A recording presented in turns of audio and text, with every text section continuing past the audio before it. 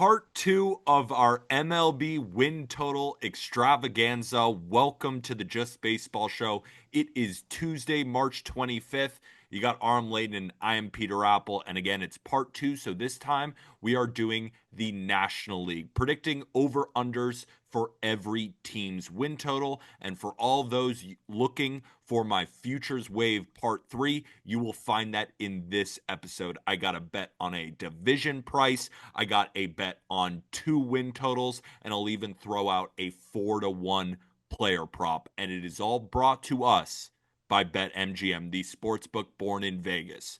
A lot of people have taken advantage of using code JUSTBASEBALL on BetMGM for new users to use that on some win totals, division odds, or potentially for opening day. Why?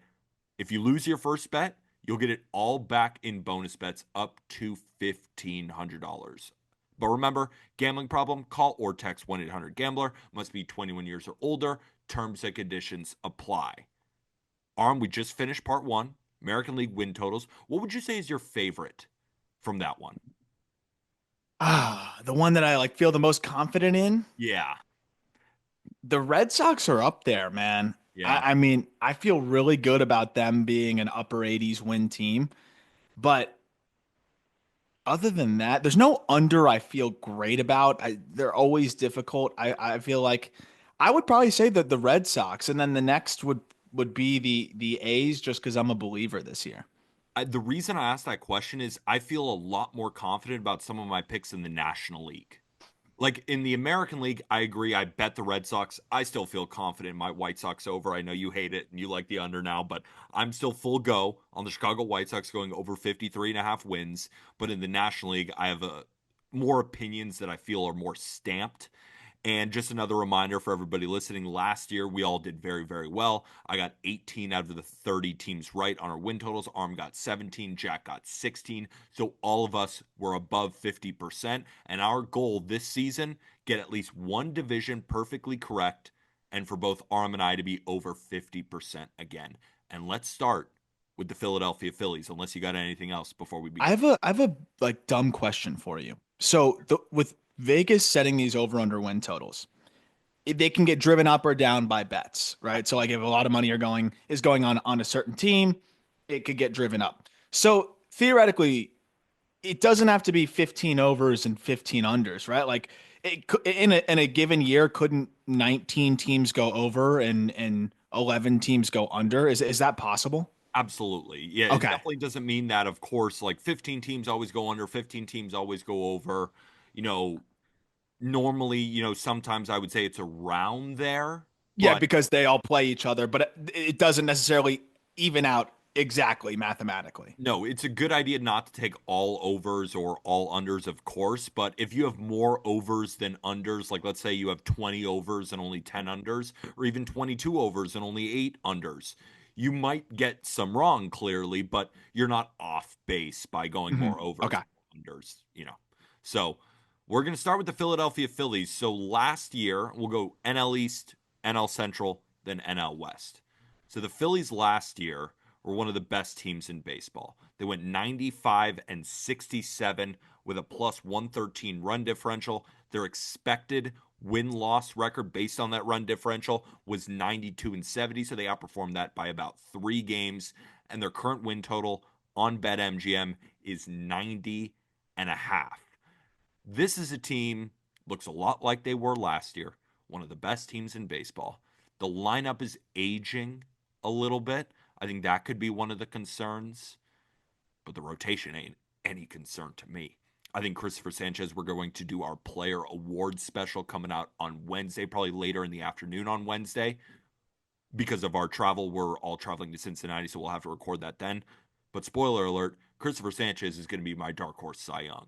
And Zach Wheeler might just end up winning the entire Cy Young. Aaron Nola is still solid. Ranger Suarez, unfortunately, is going to start the year on the IL. But good thing they brought in Jesus Luzardo. The bullpen, you lose Jeff Hoffman. You had Estevez for about half a season, but it's still pretty damn solid.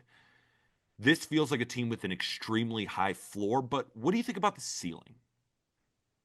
I think anytime you have this this team, like these players, the ceiling's always going to be high. When you have one of the best postseason pitchers of all time in Zach Wheeler, you have a first ballot Hall of Famer and Bryce Harper. I think you're going to be in a pretty good spot. But I do wonder how much you can realistically dream on out of a JT Realmuto this coming season. Even like an Alec Boehm, like we got really excited about the first half and he tapered off, and maybe that is just who he is kind of an average of those two and a 3-win player. I don't think you can dream on an all-star there, right? I wonder how much you can fully dream on in terms of everything coming together, but at the same time, like this is still a team that's good enough to win the World Series. So it's hard because I feel like I keep lowering the ceiling because they haven't done it, but they won 95 games. They keep getting so close, and it just seems like that one little thing is missing. That's why I think it's sometimes luck. At the end of the day, like the ceiling may not be higher than it was last year, but the ceiling was World Series last year too. So I think I'd be silly to say that it isn't World Series again this year. I should have rephrased my question a little bit better. What I kind of meant by asking you about the ceiling were some of the guys that you mentioned, but does Bryson Stott put together a better offensive year and really takes that next step? Is Brandon Marshall legit outfielder, not really more of a platoon bat? Right? Does Jesus Luzardo become much more than a fifth starter for them? Does Orion Kerkering take a step up and become one of the best relievers in baseball? That's kind of what I meant by the ceiling. And the reason I said such a high floor is because they have all the guys that you named that are just, we know it day in, day out. Harper, Turner, Schwarber, Wheeler, Nola, Sanchez, the guys in the bullpen, Matt Strom, they're going to perform. But what about those other guys? That's where I think I'm a little bit lower. That's why right now I am leaning towards the under, even though I have the Phillies projected for 90 wins. I still think in my projections, they have the third highest of any team. But I'm still slightly under at 90 and a half. Yeah, it's like they got to 95 and it seemed like they just cruised through so much of the season last year. And you look at the roster, it's a lot of the same. And I've mentioned it several times on the show. Do think that the Max Kepler addition does help add a dynamic that they haven't really had, especially just having a more consistent bat and glove even in the corner that I think is going to benefit from playing in I think a more hitter friendly environment. But I do wonder what are you getting out of the Stotts and the Marshes and even the Bohms, but how much do you necessarily need out of those guys? Because Trey Turner, while it wasn't his best season of his career, still turned in 4 WAR season, well above league average offensively, and still doing a lot of things that he has done for a long time. And you laid out the Schwarber case before too. So like I still see this all coming together nicely for them, and they're going to be very aggressive. So I got to go over, I think, too, just because and we'll see on the rotation side. My only concern there is like, does Zach Wheeler look 35 this year? Maybe not, and I'll never bet against that guy. But if that happens, that really does alter the perception of this team. Like they have a lot of good arms, but there's something about Zach Wheeler leading the charge of all these other guys. Like, then who's your ace? Is it Christopher Sanchez? Is it Ranger Suarez? Like Aaron Nola is great when he's your three, and you're just looking at him as your three. And somehow every year he ends up turning in a better season than you remember it as. And that's what it was last year. It was really borderline two numbers, but I don't know if Zach Wheeler takes a step back or age starts to catch up with him a little bit, that's where things would start to be a little concerning for me, which I don't want to put that much weight on one player. And I think there's also a question mark in the ninth inning with Jordan Romano because I really like Orion Kerkering. I think Matt Strom can close. So it's not like if Romano folds, they don't have someone to answer in the ninth inning. But if Jordan Romano folds, this bullpen gets a little bit thinner, right? We think Orion Kerkering is great. We love Matt Strom. Jose Alvarado is good, but can be inconsistent. So if that's your three and Jordan Romano doesn't really bounce back, it's not as great of a bullpen either. And with Ranger already on the shelf, of course they can bring up Andrew Painter, but for the meantime, it's likely going to be some Taijuan Walker starts. And I think even the biggest Phillies fans would say we got to score 5 to win those games. Yeah. Right. So for me, it's a very, very solid team. They're going to be one of the best teams in baseball. but I just have them at 90 wins. So for me, I'm going under. Are you going slightly over, like you think they win 91 and 92, or do you think they really replicate 95 again? I think slightly over, Okay. just because I think they've made some of those little additions that you want to see. And I'm still a big believer in Jesus Luzardo, and I know he had the viral clip giving up back to back to back home runs in spring training. I know it hasn't been the best spring in the world for him, but I have a lot of confidence in him being able to settle in and at least, at the very least, be a solid number 4 starter for them. But I imagine if he's healthy, he's gonna be more than that. And you mentioned Sanchez and Ranger. It's just a back thing, so you assume he's going to be back and good to go for them. I do agree that the bullpen's a little weird, but I do think Kirkring could end up taking a leap and becoming one of the best relievers in baseball. And Romano is as good of a bounce back candidate as you've got. Strom just had another weird injury, I think, where he like hurt his fingernail on like when he was packing. I think I just saw. So we'll see if that holds him out at all. But I do think Joe Ross is a solid reliever to add to the fold.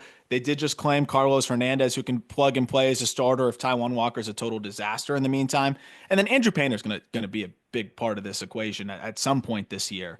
And I mean that really does elevate the rotation as well. So I think they find a way to get right back to 92, 93. And this team they have to know that they've only got a couple more shots at this as a unit until it's going to look a little bit different. So we'll move over to the Atlanta Braves, but just again for everybody listening, I don't think Arm and I are running to bet MGM to make a bet. No. Even though Arm does like the over, I lean towards the under. We'll be very clear when we're making a bet, which gets into my first future of the third wave, which is the Braves to win this division. Arm, I got them projected for 96 wins. I think they are far and away the second best team in baseball to the Dodgers. We can't forget this team, when we were doing our win totals last year, all 3 of us were a clean sweep on the over at 101.5 wins. Yeah. Minus 250 to win the division. This Braves team, the fact that they won 89 games, I think is close to a miracle because it just speaks to how talented this team is. They were running out lineups with 7 of their 9 starters hurt at some point, it felt like. No Acuna, no Strider. We can go through the list of all of the guys that got injured. And now everybody's back and healthy. Acuna's going to be back probably in May. Strider as well. And while I don't expect Ronald Acuna Jr. to be an MVP candidate, him in the lineup is huge. And then the outfield got even better with Jurickson Profar. And I'll let you speak to, all of the good things that you saw in Profar's last year, the swing adjustment that he made, and why you think it's going to continue. But going through the lineup, I know that Sean Murphy is hurt to start the year, which Braves fans don't want to see another injury. But luckily, they have one of the best catching prospects in the game in Drake Baldwin, who could win Rookie of the Year. We might even talk about him on our Player Awards episode. This lineup could be as good as the Dodgers. It's that good.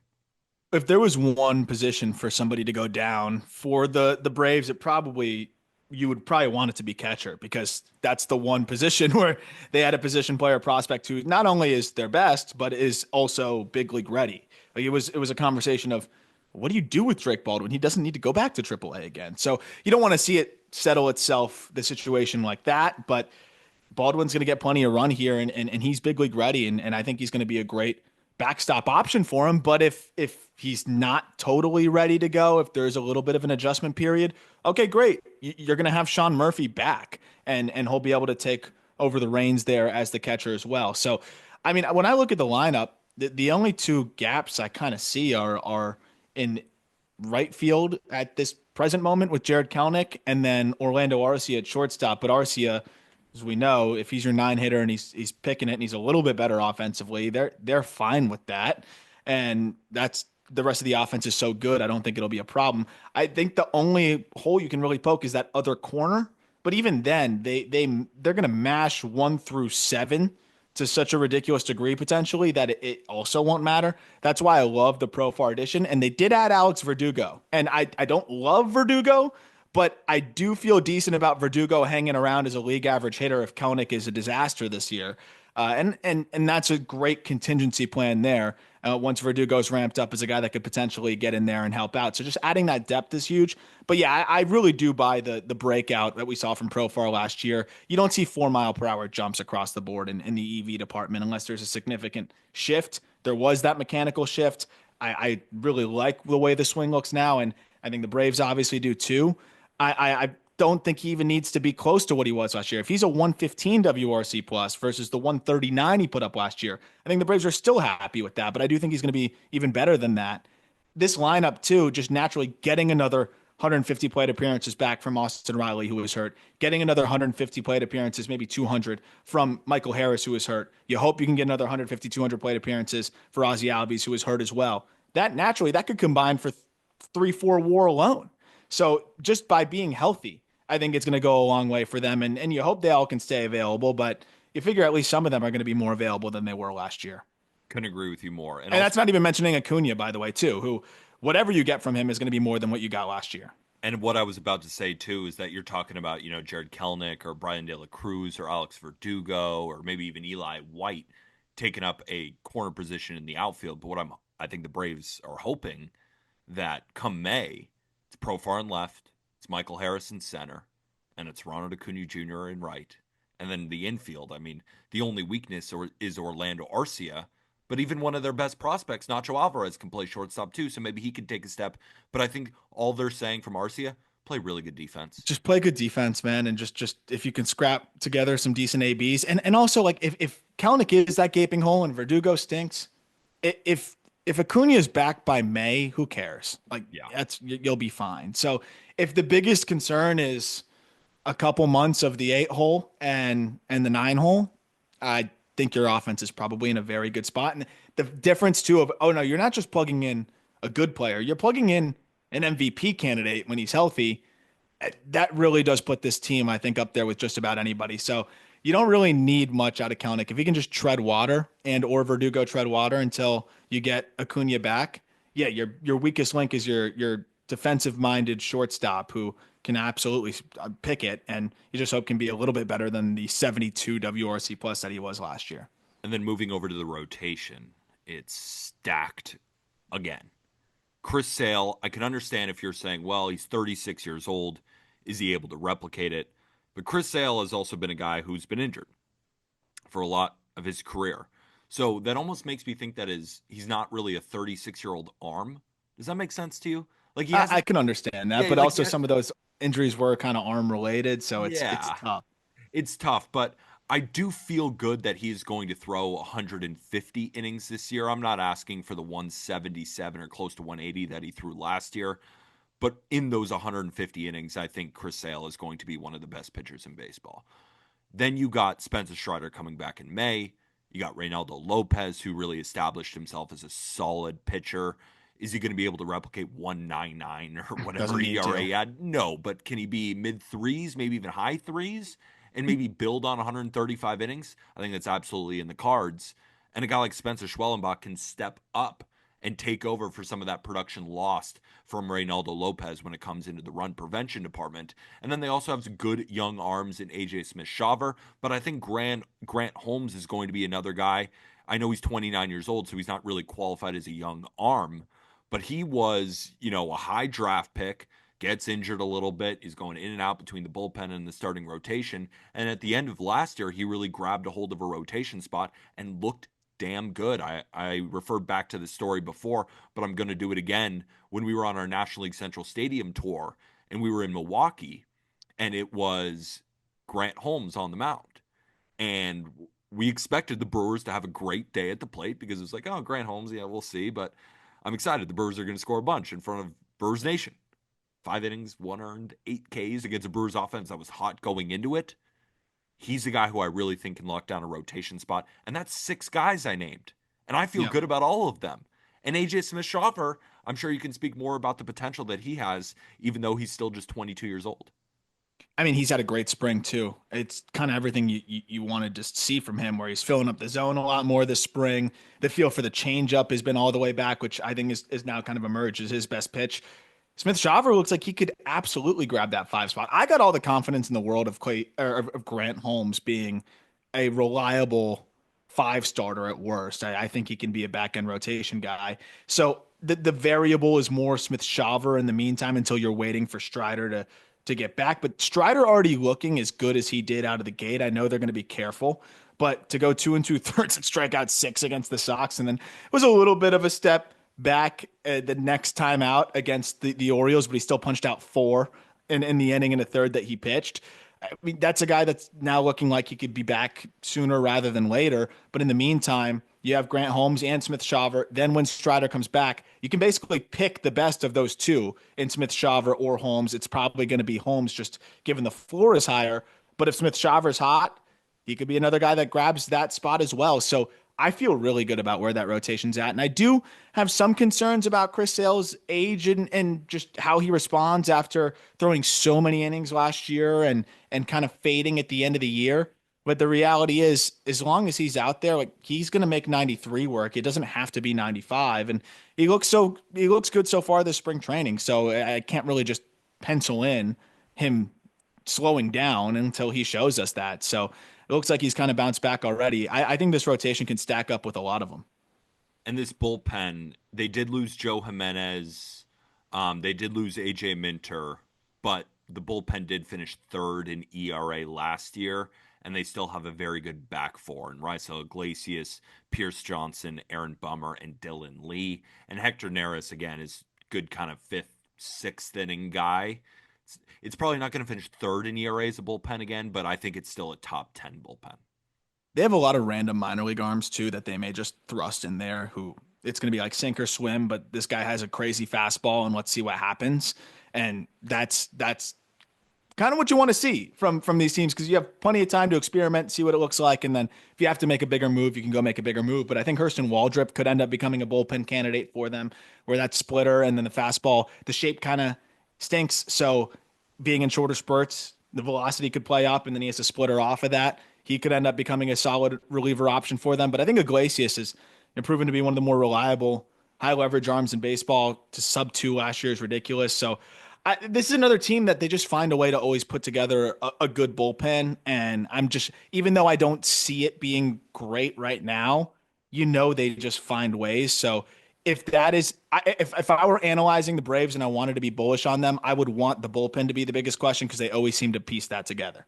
Yeah, I agree with you. So the Braves win total is at 83 and a half wins, but my bet Or 93 and a half. 93 and a half, excuse me. Yes. So they have the second highest win total in I was baseball. ready to go sprint Yes. to the sports book.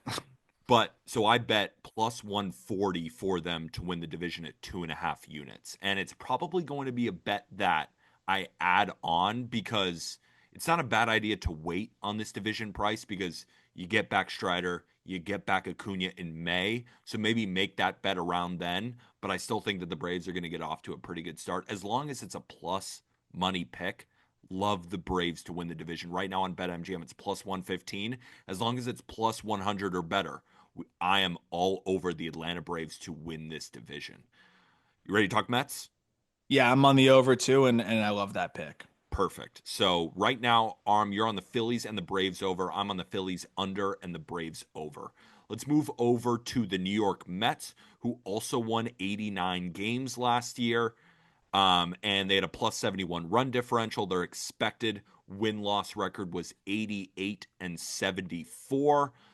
The Mets add Juan Soto, and people already know because I've said this before, but I took the Mets under 92 and a half wins, and now their current win total is 90 and a half, so it's still in that 90 win threshold. They're one of four teams to be in that range. Mets at 90 and a half, Phillies at 90 and a half, Braves at 93 and a half, and the Dodgers are up to 105 and a half. We'll talk about that when we cover the National League West. But when I look at the Mets lineup, love Lindor, love Soto, love Pete Alonso. Brandon Nimmo is as solid as they come. Mark Vientos is a big X factor. Unfortunately, Francisco Alvarez is going to start the year on the IL, but I think Jesse Winker is going to be a solid DH option. And then at the bottom, there are a lot of question marks, but there's so much top end talent that it's hard for me not to say that they are going to be a top five lineup. Yeah, I mean they're gonna swing it, and when you have Soto and Lindor and Alonso at the top. Like they're gonna swing it. I do have some concern about Nimmo. Is just he's been banged up. Well, he was banged up last year playing through plantar fasciitis and other issues, and then he's been a little bit banged up dealing with some discomfort already this year. That's a little bit of a concern because that's a guy that it wasn't the best year for him, but that's somebody that you're looking at to be one of your better bats, I think, this year outside of the obvious studs. So that's one spot because especially if you're like looking at the variance of a Mark Vientos and who you're hoping can duplicate last year, Nemo's been so reliable, and if he can't at least give you the 109 WRC plus that he gave you last year, they're going to be in a tough spot. Yeah, I agree. And then when we're looking kind of at the bottom of the lineup, who do you think really steps up here? Because right now it's slated to be Brett Beatty at second base, Jose Siri in center. I think Luis Torrens is more, you're just buying time until Francisco Alvarez comes back, but they have Luis Angel Acuna. They also have Ronnie Mauricio in the minor leagues. Can Tyrone Taylor actually be a better option in center than Jose Siri is? Do you see anybody stepping up? Like, let's say Mark Vientos does have kind of an inconsistent season. Who would be the guy? Who's the next Mark Vientos, I guess, if there even is one? It would be a healthy Francisco Alvarez, right? And you're hoping he gets back when and Hamate. I don't know exactly what the timeline will be on that, but they'll get him back in the first half. That's the guy that I really think could make that leap, especially with where the defense is to just be that impactful player in general. But on the infield side, like you're hoping Beatty can be that guy. I know he's just homered again today as we're recording this, but he's had a nice spring. Maybe Beatty can make that leap as well. I mean, Vientos came from even further away out of kind of the out of the equation last year than Beatty is still at this point. So I still have faith in Beatty being able to pick up some of the slack at second base. And you have Luis Angel Acuna maybe on the short side of the platoon there, and Beatty on the bulk platoon side. You could probably piece those two guys together to be quite productive at second base if they want to go about that. So kind of a cop out answer, but I could see a platoon of Luis Angel Acuna and Beatty being a lot better than people would expect at second base while you have, while you wait for McNeil to return. But I think the answer is once he's back, Francisco Alvarez potentially taking another step forward because I just don't know if I can talk myself into a magical Jose Siri season or Luis Angel Acuna doing it on his own. He did struggle in AAA. I think those guys platooning could end up providing quite a bit of value, though. And then moving over to the rotation, again, how much trust do you have in general manager David Stearns for the guys that he's brought in? I think all of us are coming around to Clay Holmes. I mean, how could you not after seeing the kick change in spring trading and how many whiffs he's getting on top of him already being a ground ball artist? But how many innings is he going to throw? His high is 70. Does he throw 150? I mean, Reynaldo Lopez is a guy who had started and even thrown 180 innings in a season. He threw 135 last year as he transitioned from the bullpen to the rotation. And Seth Lugo, I feel like, is a complete anomaly, right, for him to be able to do that. Yeah, But no. so my question just still remains. I think Clay Holmes is going to be really good in 5 inning spurts. But what does he look like in September? And is it over 150 innings? Tyler McGill has really good stuff, but he's been a little bit inconsistent throughout his career. Griffin Canning is a guy who's actually looked good in spring training. But I mean, how many years have we seen a 5 ERA from Griffin Canning? But can he be okay? I think he can be improved, but how much improved? David Peterson is a guy who you look at some of the underlying metrics and they say he's terrible. Now, I don't think so. I think he's going to be a guy to outperform those. I think he's a funky lefty. I think he's going to be solid. But the point stands is I don't think he's going to replicate a 2.90 ERA. I think he could be in the high threes, still a very solid pitcher, but not seeing him replicate that.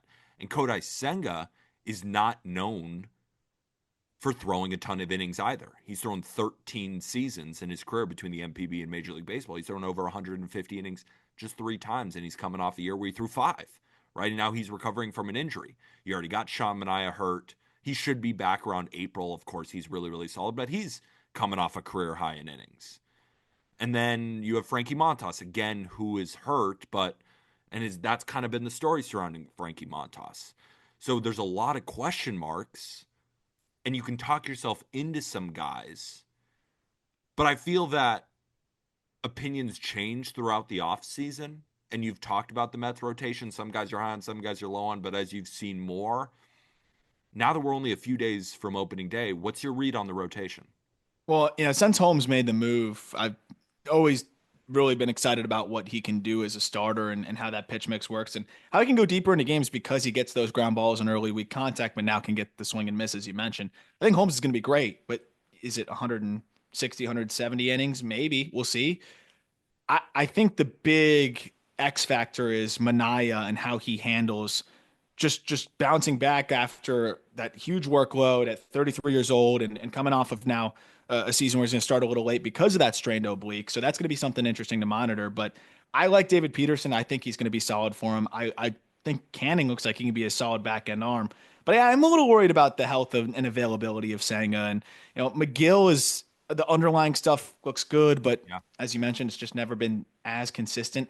I think the rotation's fine. I don't think it's great, but I do think it's going to be fine, especially if Mania comes back and looks more like himself and whatever you get from Montes. But I can understand the concern too, because of just Peterson has his own injury history as well and concerns. And um, all of a sudden, if Sanga's not available, you're waiting on Mania. It could thin out a little bit. I get that.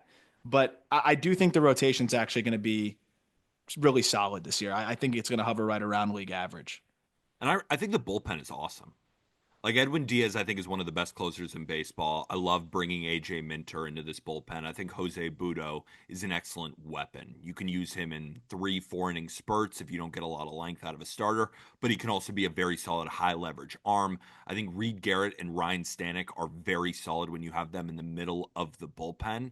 And you got some fun guys like can Max Kranick be something for them. I'm sure you'll speak to some of the AAA arms that they could have coming up the pipeline to eventually help this bullpen. This bullpen finished 17th in ERA last year, 17th in WHIP. I think they end up being a top 10 unit in baseball this year. I think it's really solid. I mean, and what they've built just depth wise in general, rotation too. Like Sproat could get up there and help out.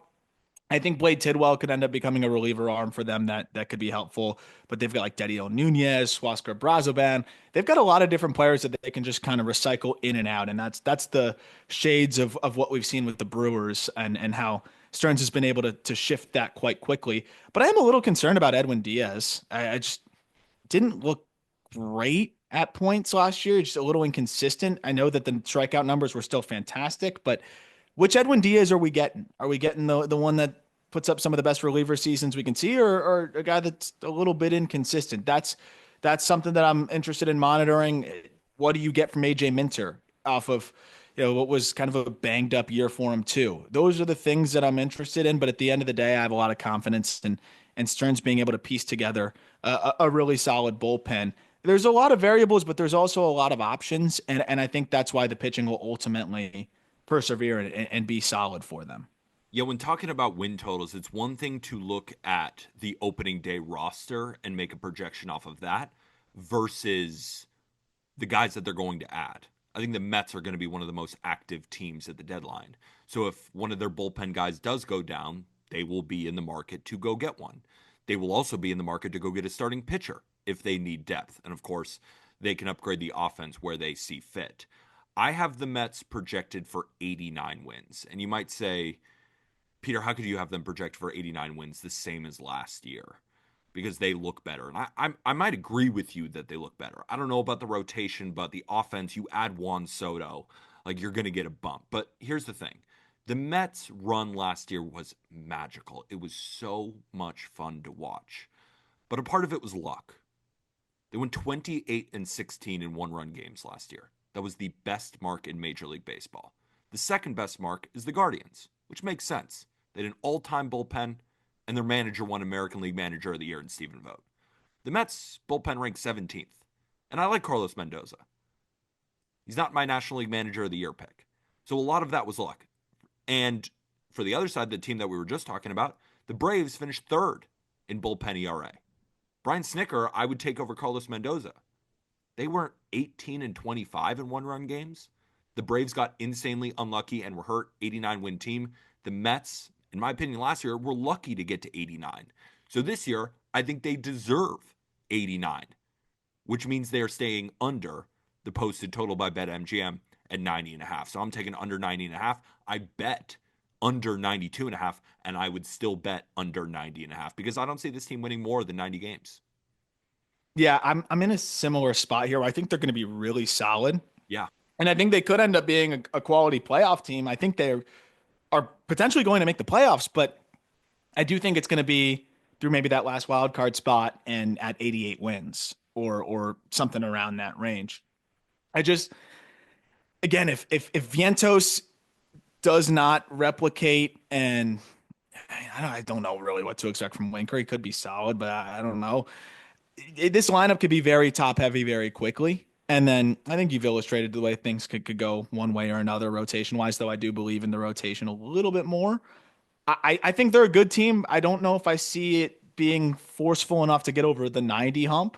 So I have them under. I think they're going to win like 80, 88 games. And that's a good season. They probably make the playoffs, and then it's anyone's game there, and they can easily make a run.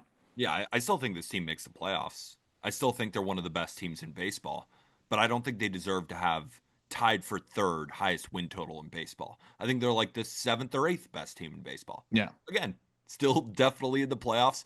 And if they get in the playoffs, they can make a run to the World Series and be amazing. But just in the regular season, I don't see them winning 91 or more. And I think we're both aligned there. So we are both on under 90.5, and I would recommend that as a bet. Would you, or you're not as confident in it? I wouldn't touch it just because of they have Juan freaking Soto and Pete Alonso and approve it now kind of pissed off and I do believe in what they've assembled pitching wise to be solid enough.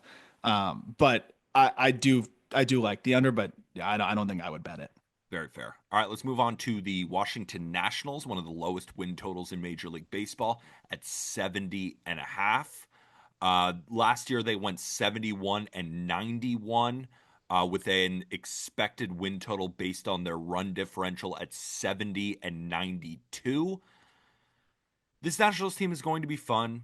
You know, we could talk a lot about their young offense, right? CJ Abrams, Dylan Cruz, James Wood. I throw Luis Garcia Jr. into that. Like, that's kind of the mold that they're going to build behind. And then you got some solid veteran bats here in Josh Bell. They traded for Nathaniel Lowe. Paul DeYoung is a good flippable candidate. Like, I feel like he's going to have a good first half and he'll end up helping a contender. I still think Keeper Ruiz is a fine catcher. I think he's been a little bit disappointing based on just his expectations, but he's fine. And then Jacob Young, I continue to say I think he'd be a great corner in the NFL, quickest feet in baseball right now. Can steal you 30 bases, play excellent defense in center. Not really much of an impact bat, but one of the more fun watches. And that's Jacob Young is kind of the symbol for this offense, a fun watch. Even though you could say, well, James Wood is going to be a fun watch. He's the symbol. Dylan Cruz is going to be a fun watch. CJ Abrams, all these guys, fun offense. But when you're relying on this many young guys, it's hard to say, oh, yeah, you'll definitely exceed expectations. But you can see the light. Yeah, you can definitely see I think you can see the excitement ahead and where this franchise is headed and the core of young players that are going to be a big part of this future and what I think will be contending years to come. But I also think there's going to be some stretches here where they are frustrating and they struggle because they're led by young, volatile bats. I mean, CJ Abrams was as volatile as it comes when we saw him last year, where it was all star caliber for stretches. And then, I mean, as bad as anybody for stretches. Dylan Cruz is still trying to find that footing at the big league level. James Wood was awesome, and I think he's going to continue to be awesome. But I'm sure there's going to be some ups and downs in his first full big league season. Those guys, if that trio is a little bit more volatile than the average big league hitter, who's stepping up? You know, when those guys are cold, is it Nathaniel Lowe and Josh Bell? I like Luis Garcia, and he'll probably be one of the more consistent hitters that they've got, but I do think that there's going to be some stretches where they're playing really well, and then I think there's going to be some stretches where it's really ugly, and then it's like, okay, where do they settle in between there? Again, I like where they're headed. I think this team's going to be very good in a couple years, but this is also the time where these guys are learning and getting their feet wet and still figuring out how to succeed at the big league level. Moving over to the rotation, is it crazy to say I don't believe in any of the arms? even I including Mackenzie define Gore. believe in. I guess taking a big leap. Like, for example, when we look at the Cleveland Guardians, totally buying what you were talking about with Gavin Williams, right? Young pitcher, hasn't really proved much, but can definitely take a leap. And I'm buying into that. I think that's a great pitch. I don't know if I have a pitch for any of these guys. Like, I think Mackenzie Gore is good, but there's a lot of walks in there. His command can really get away from him. There's almost a part of me that wants to buy into Mike Soroka. But again, he's got to prove to stay healthy before I even say that, I'm jumping in on Well, that. and Irvin, he's let up 12 earned runs in his last two spring starts too. So yeah, it's it's like, like, and then Jake Irvin, was really good in the front half, then kind of cooled down. You got Mitchell Parker, who's more command over stuff. We'll see how well he continues to command the ball. DJ Hurst, more stuff over command. Got to get him in the strike zone. That's where I think the Nationals can really falter this year when everyone's looking at a really exciting young offense. But who's going to prevent runs, even going into the bullpen too, after trading Robert Garcia for Nathaniel Lowe? This team's going to struggle in run prevention, especially because the defense isn't great when we're talking about the offense. Like a lot of fun, exciting bats, but it's not like James Wood is good in the corner. It's not like CJ Abrams is good at short, right? Like Dylan Cruz is good in, the outfield, but then maybe Jacob Young's playing center either. So I think this rotation is going to struggle, and I don't think the defense is going to do them any favors. I like the Cruz Young combination and 2/3 of the outfield. Like they're Sure. going to cover a lot of ground. Yeah, they will. But yeah, I mean, Abrams is one of the weaker shortstops in baseball right now, and then yeah, Wood is still learning how to play a corner. I can understand that. The bullpen's probably the biggest concern for me. Like Ah, Finnegan was fine, but I mean, if that's your guy, Jorge Lopez looks like he could end up, I think, being their best reliever. Jose Ferrer is a sneaky, tough arm from the left side. But I mean, I don't really feel good about anything going on here when it comes to this this bullpen in terms of just proven talent and guys that are going to close game. I think there's going to be a lot of blown saves and just I mean, you look at the strikeouts too. They don't have one guy in that bullpen that averaged more than 8.5 or more than 9 strikeouts per nine last year. So more than a strikeout per inning out of that bullpen. That's a little bit of a concern, especially when your rotation is not great. I think they can survive and eat some innings, but I don't think they're going to be great. So I think the pitching is definitely a huge liability. I think I'm more of a Kyle Finnegan fan than you are. I mean, he is coming off a year where he pitched to a 3.68 ERA with 38 saves, but at the same time, like I think we're looking at similar numbers here. A closer striking out less than a batter per inning. The walks can get up there a little bit, but to his like he has been consistent in terms of run prevention, but some of the underlying metrics say he Yeah. might be due In the for second half too, he hit a wall. Or and there's like a is he going to be on this team after the first half? if he's throwing as well as he did in the first half last year, maybe not. I don't know why they've held on to him as long as they have, but he had a 5.79 in the second half versus like a 2.45 in the first half. And also, like, if your closer has a 3.8, you're gonna blow games then. Yeah, you are. So that's the part that concerns me a little bit. I think they're gonna have stretches where they're swinging it really well, but between blowing games and then playing from behind a little bit with that rotation, I think the only guy you could really talk me into making a huge leap would be Gore, and I don't know how confident I am in that. I know Jack is, but I really don't like the pitching situation. Their win total is 71, or no, their win total is 70 and a half. I have them at 71 wins. I'm not confident in it at all. Like, you remember when I said, like, oh, I'm betting the Braves? I ain't touching the Nationals. I, Yeah, like, it's hard for me not to say that they win the same amount of games as last year, that's a thing. but I could totally see them how they wouldn't. Like, if let's say Dylan Cruz is good defensively, but the offense isn't quite there yet, right? If James Wood is good, but maybe he can run into some inconsistent stretches, like we see the full on flashes, but he doesn't put it together over the full season. This team could suck. I mean, this team That could be that would be really tough. bad. This team could be in the 60s. So I'll I do. go under. I hate it. What do you I want? think Nathaniel Lowe helped elevate the floor a little bit. So did Josh Bell. Even a Paul DeYoung kind of did too. But Just don't know if they're Yeah, going to be on the team at the deadline. hate that too. I hope Cade Cavalli throws at some point this year for them, but I don't know if he will. Shinosuke Ogasawara, I I don't really like as even a starter for them at this point. I think he's like emergency spot guy and will start in AAA. Yeah, I'm gonna go with the unders. Well, I don't even really have that many like any prospects. I'm excited about them potentially being able to bring up. Like Susana's too far off. Uh, they don't really even Sakura too far off. So I don't see any help coming just yet. I see it. I think this team's gonna be good in 2 years, but this year fun. I'm gonna enjoy watching them. I think there's gonna be a lot of intrigue. And when they're in town, it's not like, oh, I'm not going to go to a game where the Nationals are in town. No, they're going to be really fun to watch, but that doesn't necessarily mean they're going to win 72 games. I think they're going to hover right around 68 to 70. This is the team that I really hope I'm wrong about. Like, I hope you and I are wrong.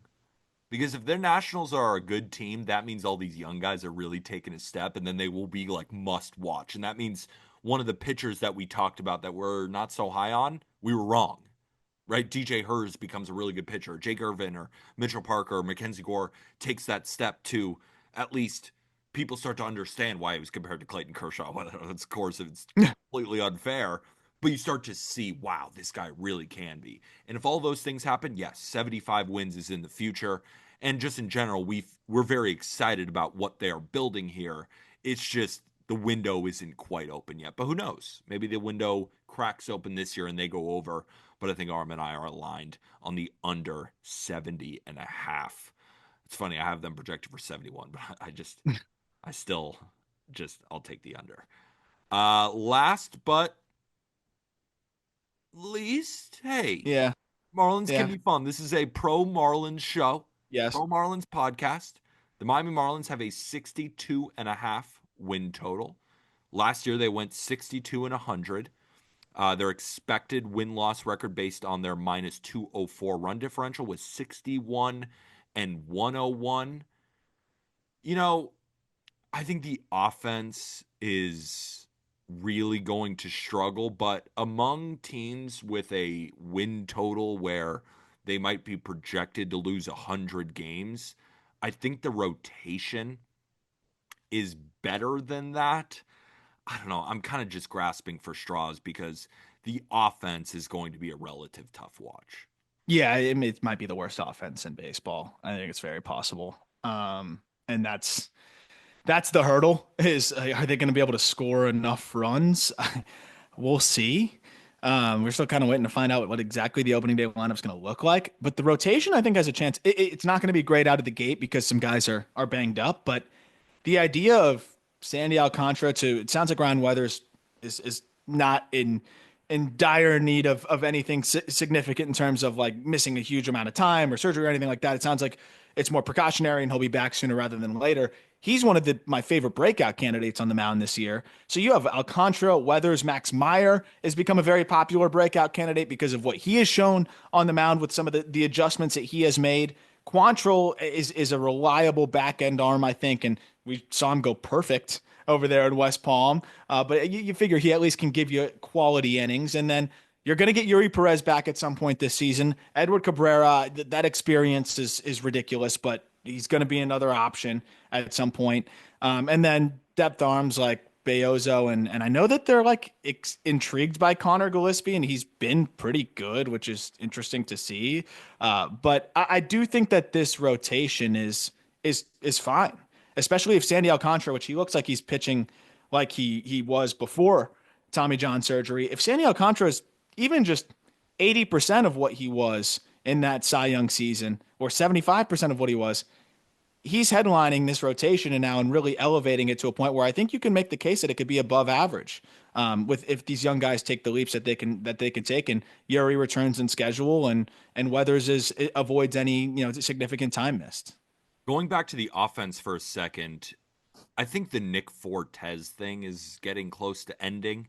Right, he put up a 57 WRC plus, Yeah. and we were just at the backfields watching Augustine Ramirez catch, and we saw him gun a dude out. I mean, it wasn't Yes. even close. The guy wasn't even sliding yet, and the ball was there. And the framing looked pretty good. And I'm just talking about him defensively because we know the bat's going to play. This is a guy who they got in the Jazz Chisholm trade, one of the Yankees' better prospects. Do you think he can help the team this year? Yeah. Yeah, I think sometime in June, July, maybe even early June, late May. Like the defense has come along so significantly. It was funny too. I'm looking at you talking about it and I'm saying everyone wants to move this guy off the catching position. He's not that bad. He's No. honestly looks decent, and then boom, guns him Yeah. out. It Yeah. was like it We were was perfect talking about timing. it. It was perfect timing. And I genuinely think he can be solid. But in terms of the offense, yeah, I mean, he's going to be not only a potentially above average bat behind the dish, but he would be one of their better hitters. And you're going from a guy that had a 57 WRC plus to a guy that maybe doesn't do it right away, but he's going to run into homers and give you some pop. So I think that's definitely an exciting aspect to this whole thing.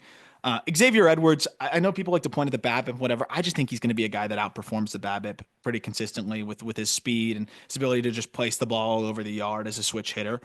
So I feel good about Edwards. I think Otto Lopez has become actually pretty underrated and has had a nice spring and is one of the better defenders in the game actually at second base. And I think can give you league average offense or a little bit better. The question is going to be what does the outfield look like and yeah, is Mervis going to bounce back and have the year that he can have and he's more than capable of having? Like those are going to be all the questions that we're waiting to find out. But there's definitely a scenario where this offense struggles and that's where it's going to be a lot of low scoring games. But I do think this rotation is all right. Absolutely. And then the bullpen Oh, we too. didn't even mention Norby too, who's hurt out of the gate. But I mean, he showed some good things as well. Jesus Sanchez also, he's not great, but he's proven to be solid. And then I think in the bullpen, you're hoping Calvin Fauché can, replicate, what he did last year. He pitched with 3.19 ERA, even gave the Marlins 6 saves, 53 innings, was striking out near close to 11 per nine.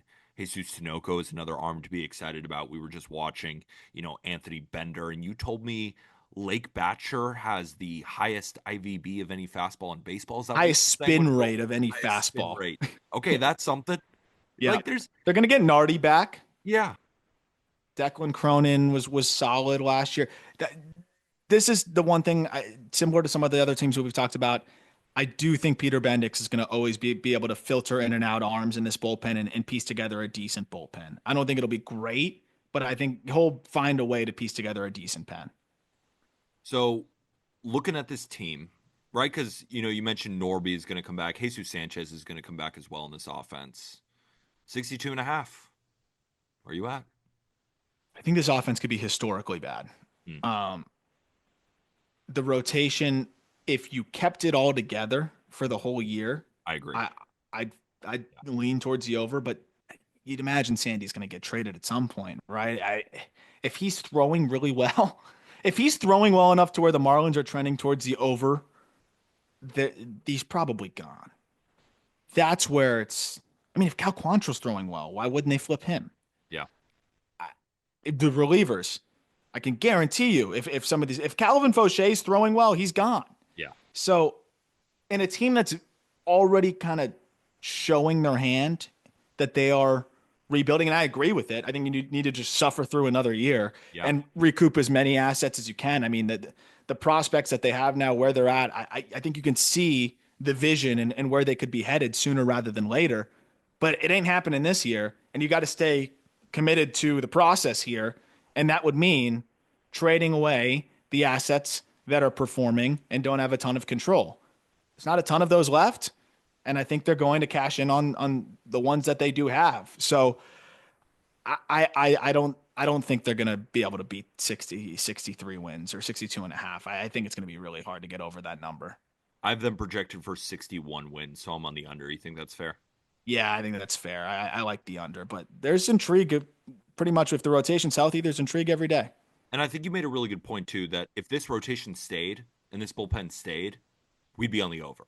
It's Yeah. just if they perform well, they're gone. And if they If don't Jesus perform Sanchez is well, swinging it well, he's yeah. gone. And if they don't perform well, they're going to go under, right? Yeah. So that's just kind of where we're at here. So just to recap the division, Arm has the Phillies over and the Braves over, the rest of the teams under. I have everybody under except the Braves. So I'm on a streak of unders, and then again for the division odds, you with me on the Braves, even though they are the favorite to win this division. I think they should be 100%. minus 150 to win this division, not plus 115. 100% all over the Braves. So for all those looking for my futures, my first one, Braves to win the division at plus 100 or better at 2.5 units. And if you want to wait, I don't think that that's a bad decision. Wait until May when Acuna and Strider come back. So we'll move over to the American League, or excuse me, the National League Central in a moment. But before that, a quick break. National League Central. All right. I swept this division last year. And it's going to be really hard to do that again because there's a lot up in the air for this division. But we'll start at the top of last year's National League Central standings with the Brewers, who went 93 and 69, a plus 136 run differential. Expected win loss, they should have been even better at 95 and 67.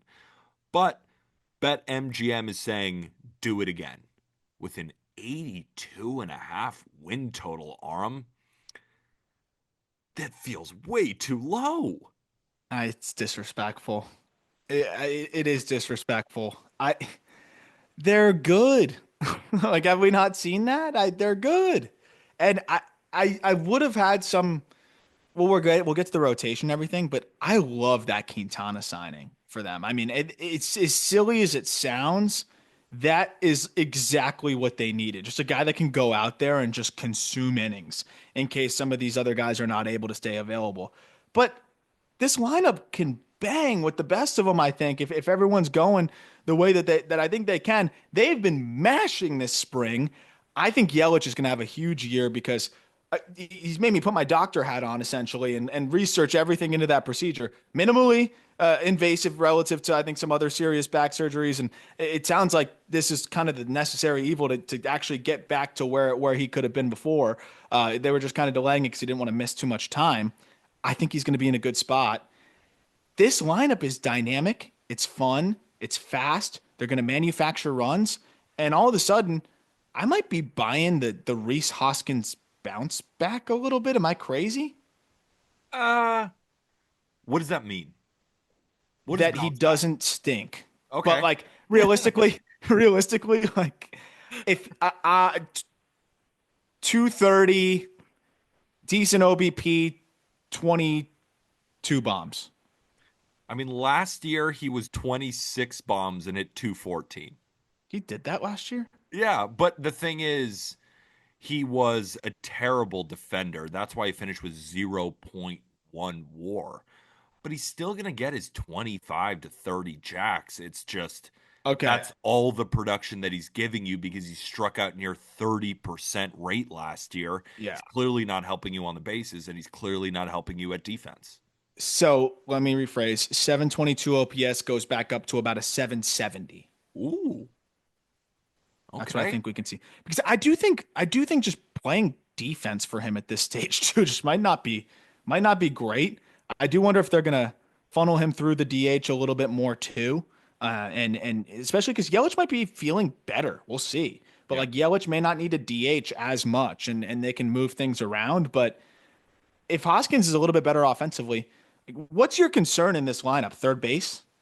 Is that it? Like, do you have any other concerns when you look 1 through 9? I mean, I do have concerns with Reese Hoskins.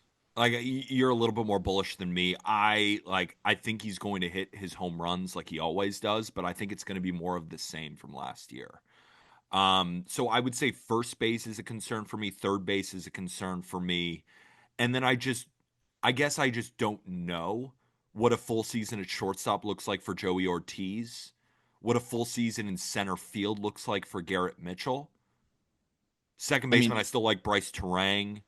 I in left field, I still like Sal Frelick, but he was not good offensively last year. This offense finished 10th in OPS. I think they take a step back, but I think Jackson Chorio is the fucking truth. I think William Contreras is the best catcher in baseball, and I agree with you on Yelich. This team is still going to hit, but I think they take a slight step back offensively, which I think is fair, but still above average. how do they take it back, you think? Like where is that? Where's the give? Willy Adames leaving certainly hurts, right? You're Yeah, losing 30 bombs, 20 steals. He was a 5-win player. So I think just taking him out of the fair. lineup That's is very fair. is going to be tough too. But I think Chorio, right? He put up a 900 OPS in the second half. I guess I just because of No, it's Yelich, fair though. You cannot replicate what yeah. Adamas gave you, and that's fair. You are going to get hopefully 200 more plate appearances out of Yelich. I think Ortiz is a phenomenal shortstop. So that I'm actually I think Terang and Ortiz up the middle could form one of the better middle infield Wow. defensive duos. Oh, defensive for sure. Yeah, like in just and sorry, I should have been quicker to say defense, but Yeah. the defensive duos. And like I know it's like, oh, it's defense, but that's a pretty important spot right there up the middle, Up right? the Like and middle, if these guys are absolutely. going to combine for league average offense, if they're combining for 70 backs and playing elite defense, that's going to help. But to your point, you said offense, and that offense, the more I look at it, I can totally understand that because is Chorio going to put up a 900 OPS for the whole season? Right. Probably not. I do think he's going to improve from the 791 you got I last think it's going year. to be 850.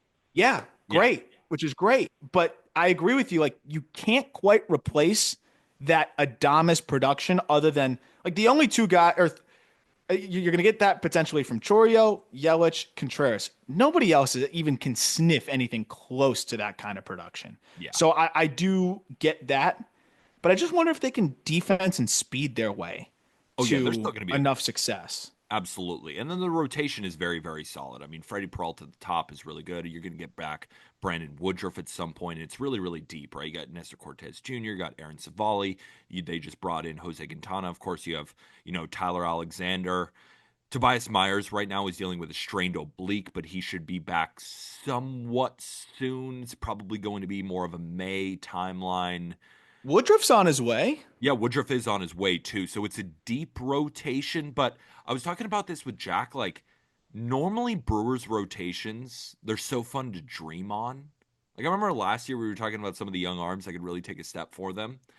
But this one, it's just like, what are they unlocking with Quintana? What are they unlocking with Savali? What are they unlocking with Nestor? What are they? I don't know. I think it's going to Yeah, be a good rotation, though. Last year, they finished 17th in ERA. I think they can outperform that.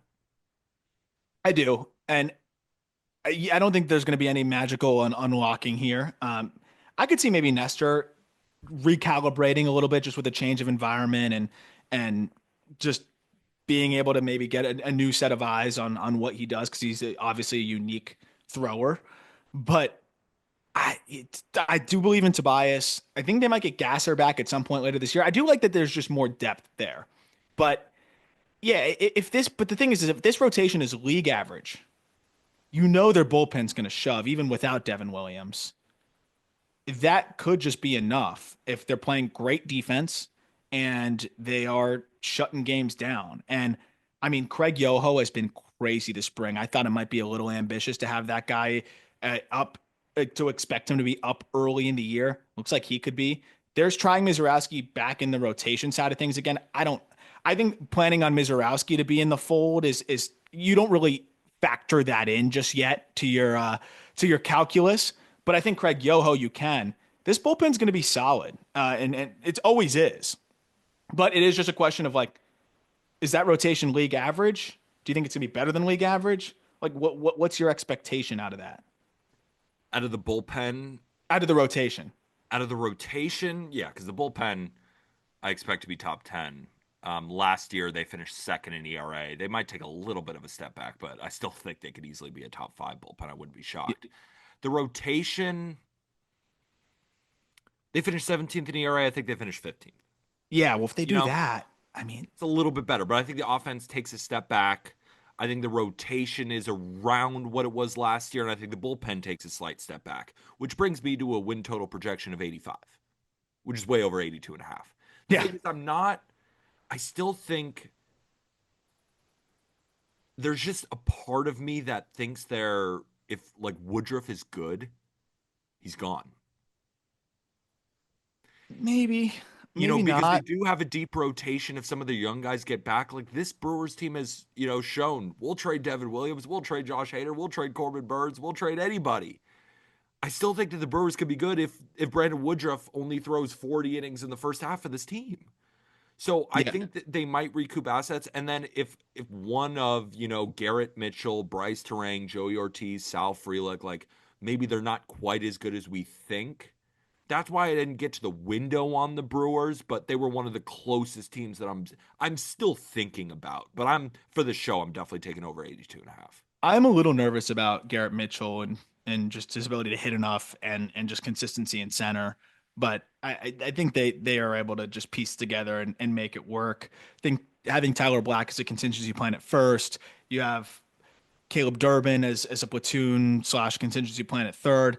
I think there's just enough guys that can be decent. Blake Perkins is still fine as a contingency plan in center. If Mitchell is not great, I think they're going to go over. Even if it's not 90 wins, I just think the low 80s is just way too low. All right, we're starting the National League Central with an over. Let's move over to the Chicago Cubs, who finished 83 and 79 last year with a plus 67 run differential, which means they should have gone by the expected win loss record 88 and 74. And of course, they had Kyle Tucker this offseason, and now there's a lot of buzz in Chicago with an 86 and a half win total.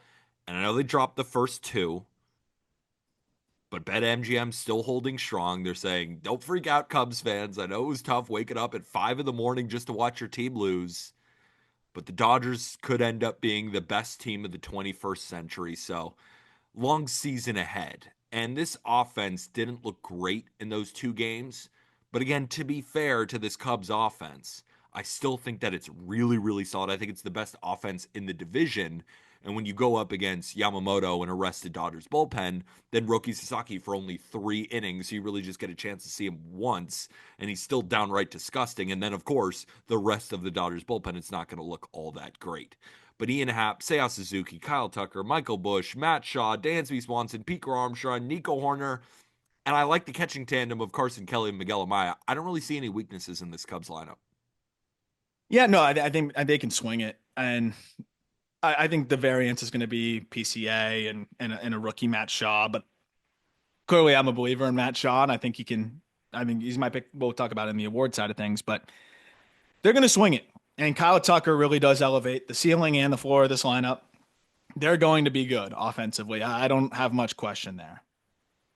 So, yeah, that's it, kind of it, right? It's just we think they're all really going to swing it. I mean, And they're going to defend well. I mean, the up the middle trio of Horner, Swanson, and PCA, that could be as good as any in Major League Baseball. I guess I know this isn't really a win total thing, but I am just so fascinated. I think it's one of the top storylines in baseball this year is what does an offense look like centered around Kyle Tucker? Because we remember he was one of the key cogs in the engine that could with the Houston Astros, but now what does an offense look like where he's at the helm? And does he re-sign with the Cubs this offseason? Yeah. And what do the Cubs do come trade deadline season to make Kyle Tucker want to stay? Because they still have a great farm system, even though they already traded for Kyle Tucker and gave up Cam Smith, but they got plenty of prospects. Maybe a Sandy Alcantara trade could be in the works. So this team, even on paper as we sit here today, will likely not be the team that we see maybe in July. Let's Yeah. go over to the rotation because Shota Imanaga just showed again why he's one of the most fun watches in baseball. And when that fastball is humming the IVB at that, low attack angle, I mean, he's just a absolute dog. Justin Steele struggled in his first start against the Dodgers, but I'm willing to completely throw that away. He's still the man. I think Jameson Taillon likely takes a step back, but I still think he's a solid arm, right? Does he pitch to a what was it, 3.3 ERA that he had Yeah. last year? Probably not, but is he a 3.8, 3.9? I think it's more than reasonable. I am excited about Matt Boyd. Showed really good stuff with the Guardians towards the tail end, and then the Cubs brought him in, and I like that signing. And then you have Colin Ray, who was great for the Brewers last year in their rotation. Does he replicate that? Probably not. But Ben Brown was really, really exciting coming out of the bullpen. Maybe he can make some more spot starts. They have Cade Horton potentially coming up. The rotation is good. Not great, but good. And I think good might be good enough to win the division. Yeah, I mean, Assad has been good when he's healthy. He's dealing with an oblique, but that's a guy that can eat some innings. But I don't know if Tyone takes a step back, which I think he will. and we'll see if Steele needs to be healthy and available. I don't love the Matt Boyd, Colin Ray combination there too. And then if one of those guys at the top three is not performing, like it's a lot on Imanaga and Steele, which I do like that duo there, but I don't love this rotation. And I really wanted to see them make another move and address it a little bit more, but they didn't. And I don't know, it makes me a little bit nervous on the starting pitching side. And then when we look at the bullpen, I think going into the year saying Ryan Presley is going to be our lockdown closer is a little bit ambitious. Yes. We saw him kind of trail off a little bit with the Astros. I still think he can be a solid bullpen arm, but for me to be excited about a bullpen, I want Presley to be the seventh inning guy, the closer. Now, can somebody else step up? Right, Porter Hodge is coming off a really good year for them last year. They bring over Ryan Brazier from the Dodgers, and Ryan Brazier was awesome, but the Dodgers just don't have room for him because they're too freaking good. So the Cubs took advantage of that one. And of course, Nate Pearson throws absolute fuel. Caleb Thielbar is a good option against lefties, but I would like another left-handed arm. I don't think we can expect Caleb Thielbar to be the answer when you're going up against some of the best left-handed hitters in Major League Baseball. You know, Julian Merriweather has that kind of potential. And Ben Brown, I know he struggled kind of in that swingman role against the Dodgers, but he then settled down, actually led that game in swings and misses. That knuckle curveball is disgusting. It's a deeper bullpen than the Cubs have been used to because they've been used to some horrible bullpens over the past couple of seasons. I think this is the best one in a while, but is it a good bullpen? Uh, it's hard for me to say that, even though they finished 12th in ERA last year, but it was 19 WHIP. You know, I I don't know how they replicate 12th in ERA, even though the bullpen is better, if that makes sense. I don't love it. I don't love it. I think Presley got really lucky down the stretch of the season last year. I don't love it. I liked him as an addition in a vacuum, but not as you said, your leverage guy. Ben Brown could be a solid, could end up being one of their better leverage arms, and you're hoping Porter Hodge can match what he did. But I don't love their bullpen either. I think their entire pitching staff as a whole is kind of concerning. I think I'm higher on the rotation than you are. I like the rotation because I'm a big fan of Steele and Shota, and I think Jameson Taillon is solid, and I'm excited for Matthew Boyd, and that's already four. So if they can find somebody to be the fifth starter, and maybe that's a trade deadline acquisition, maybe it is Sandy. I think this rotation gets a lot scarier. Penciling Sandy into this rotation is just stupid. Like obviously not, but I do expect them to make a big time move. So I guess looking at the current rotation, I'm more excited than you are, and I also think they're going to add. But I still have a projection of 85 wins on this team, which is the same as the Brewers, tied for the highest in this division. I can't get to 86 and a half, though. I got to get the under. Yeah, I'm leaning towards the under too. I think some of their best bullpen arms are actually guys. Their better bullpen arms for this coming season are guys that are going to be in their AAA to start the year. Like Jack Neely could end up becoming one of their better bullpen arms this coming season. Daniel Palencia could end up becoming one of their better bullpen arms this season.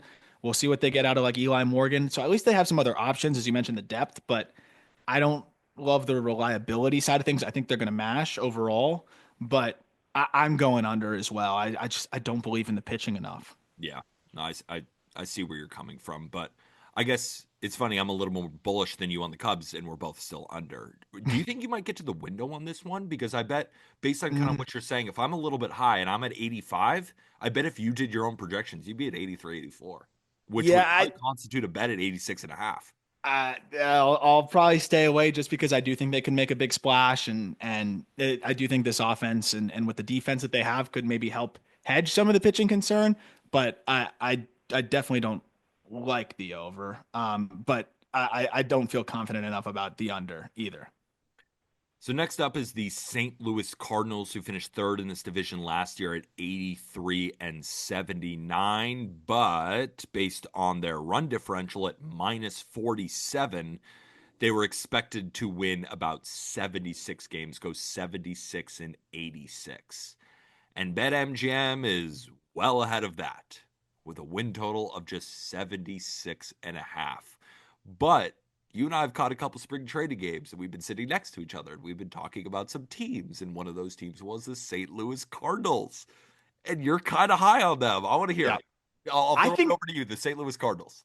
I think look because of the boring and inexcusably dormant offseason, I think people have cooled almost too much on this team where there's still a lot of good players on it. And that's almost why I think it's inexcusable that they didn't do more. Mason Wynn had a really good year, got better and better as the season progressed. I think he can become a borderline all-star caliber shortstop. You have Wilson Contreras now at first base who can mash. They didn't move Arenado, so we'll see if they end up doing that, but they've got him for now. I love that Ivan Herrera is getting consistent run behind the dish. Victor Scott looks like he made a mechanical adjustment, has unlocked a lot more offensively. I think he could be a phenomenal option for them in center field. This lineup's not bad at all. And you've got the Newt Bars of the world and just solid high floor guys like Brendan Donovan. I like what they've got going on there. And then rotation wise, like it's not the prettiest in the world right now with some of the older guys, but Sonny Gray is still Sonny Gray. Eric Fetty was incredibly reliable last year. And then I love the young options that they have here. McGreevy should have made that team. And I think he could be one of the better innings eaters moving forward here, where he's going to pitch to probably a 4 flat ERA and he can give you 190 plus innings without problem. So I think that's a guy that's going to get up there and help them at some point. Quinn Matthews is already in AAA. He's going to get up there and help them at some point. They still have Ryan Helsley. The rest of the bullpen isn't terrible, but you still have Helsley in the back of it. Liberators looked really good. They have arms. And I think that on top of the fact that the offense should be decent, I kind of believe in this team being sneaky and hanging around 80 wins and hanging around the wild card conversation. I want to refer you back to the offense really quickly and just go over some Jordan Walker Fangraphs projections, because you mentioned a lot of guys in the lineup, and this is a guy with some of the most potential out of any Cardinals hitter. And we were just watching him in spring training. We saw a towering fly ball, and he didn't show a ton, but at the same time, he is 22 years old and has all the potential in the world. So I would say a median projection for him in the home run department is 17, over or under. Over on that. And then if we're looking at a batting average around 245, hit 201 last year. Yeah, that's where I'm going. Slight under. OBP, hard to see him doing a 256 again. Median projection is around 305. I think he gets over that. I think he's going to walk more this year. And then slugging, only slugged 366 last year, but a median is around 412. Yeah, I think he's going to slug more than the low 400s. I think it's going to be more the 3 true outcome side of things, which would be good for him. So you think that 20 home runs, 240, 320, 430 is fair for around a 108 WRC plus, around that? Yeah, I think that's what you're a reasonable hope for him, and if he does that, I mean, that's a huge bonus from what they got last year. So here is where rain could come down on the parade, and that's this rotation. Everybody knows who listened to the top 100 players. I'm a big Sonny Gray guy. I think he's awesome. But does he survive the entire year on the Cardinals? I don't know. Eric Fetty, I think, is very solid. Does he survive the entire year on the Cardinals? I don't know. And when I say survive, I mean just traded at the deadline. Andre Plante, I think, is a great ground ball artist. I think he's going to be a mainstay in this rotation. Miles Michaelis might be an auto loss every single time he takes them out, unfortunately. Like, I think Miles Michaelis has put together an incredible career, command over stuff guy, eats a ton of innings, but at this point in his career, 36, going to be 37 years old, I don't really know how much you can rely on him. And then Liberator, if he's the 5, I assume you want it to be McGreevy, you want it to be Quinn Matthews, but currently right now, after Sonny Gray, and Fetty and Palante are solid, but again, with Fetty and Gray, how long are they going to be on this team? I just think there's so much up in the air in this rotation. It's tough to say that they're even going to be average. Yeah, I mean, I could see it getting a little ugly, but if it gets ugly, then that means, okay, Michael McGreevy time. And I think he is as reliable as they come in the minor leagues. And again, should have got an opportunity there in that rotation on opening day. I mean, Steven Matz has been getting outs in spring training, so that's just another guy that they'll roll out there and see what he does. Like, they at least have options. Again, Quinn Matthews, one of the best left-handed pitching prospects in baseball, will get up there at some point this year. Graceffo looks a little bit better. Gordon Graceffo could be a guy that they plug in there who already has had some big league experience. So I agree, but at least they have a bunch of upper minors arms that can get in there and get an opportunity. And then the bullpen is solid. I mean, you said it yourself with Ryan Helsley. We'll see how long he's on the Cardinals this year. But in the front half, I think just in general, he's one of the best closers in baseball. Ryan Fernandez, Jojo Romero. I mean, Jojo Romero's having a great spring as well. John King was good for them last year. And they brought in Phil Maton, who's just one of the run of the mill, solid middle of the bullpen type arms. This bullpen last year finished seventh in ERA. That's crazy. But it goes to show that these arms are very, very solid. And of course, when you have Ryan Helsley at the top, the ninth inning, the game is over if the Cardinals have a lead. Yep. Pretty good bullpen. It's not bad. I think it can be fine. And well, we'll see if Tink Hence is a guy that they try to use in the rotation, but that's another guy that I do think could end up being in the bullpen at some point. And they could fast track him if they wanted to do that. I don't think there's any reason to do that yet. But even then, there are solid options in that pen, and you have one of the best closers. And I've liked what I've seen from Jojo Romero this spring. It's not great, but it should be fine. I think we're both on the over at 76.5. I have my projection at 77 for them. I think you might be a little bit higher. Would you be like I think 78? they win 80 games. Are you going to I be do. running to the window to bet them? When we go to Cincinnati, using that BetMGM Sportsbook at Cincinnati, it's sick just to bet on the division To bet rivals. on the Cardinals. They're definitely in the upper echelon of picks I like more. Absolutely. All right, let's move over to the Cincinnati Reds. So the Reds and futures alert. This is going to be a bet for me. Cincinnati Reds went 77 and 85 last year, but if you look at their run differential, +5, which means they could have gone 82 and 80 based on their expected win-loss record.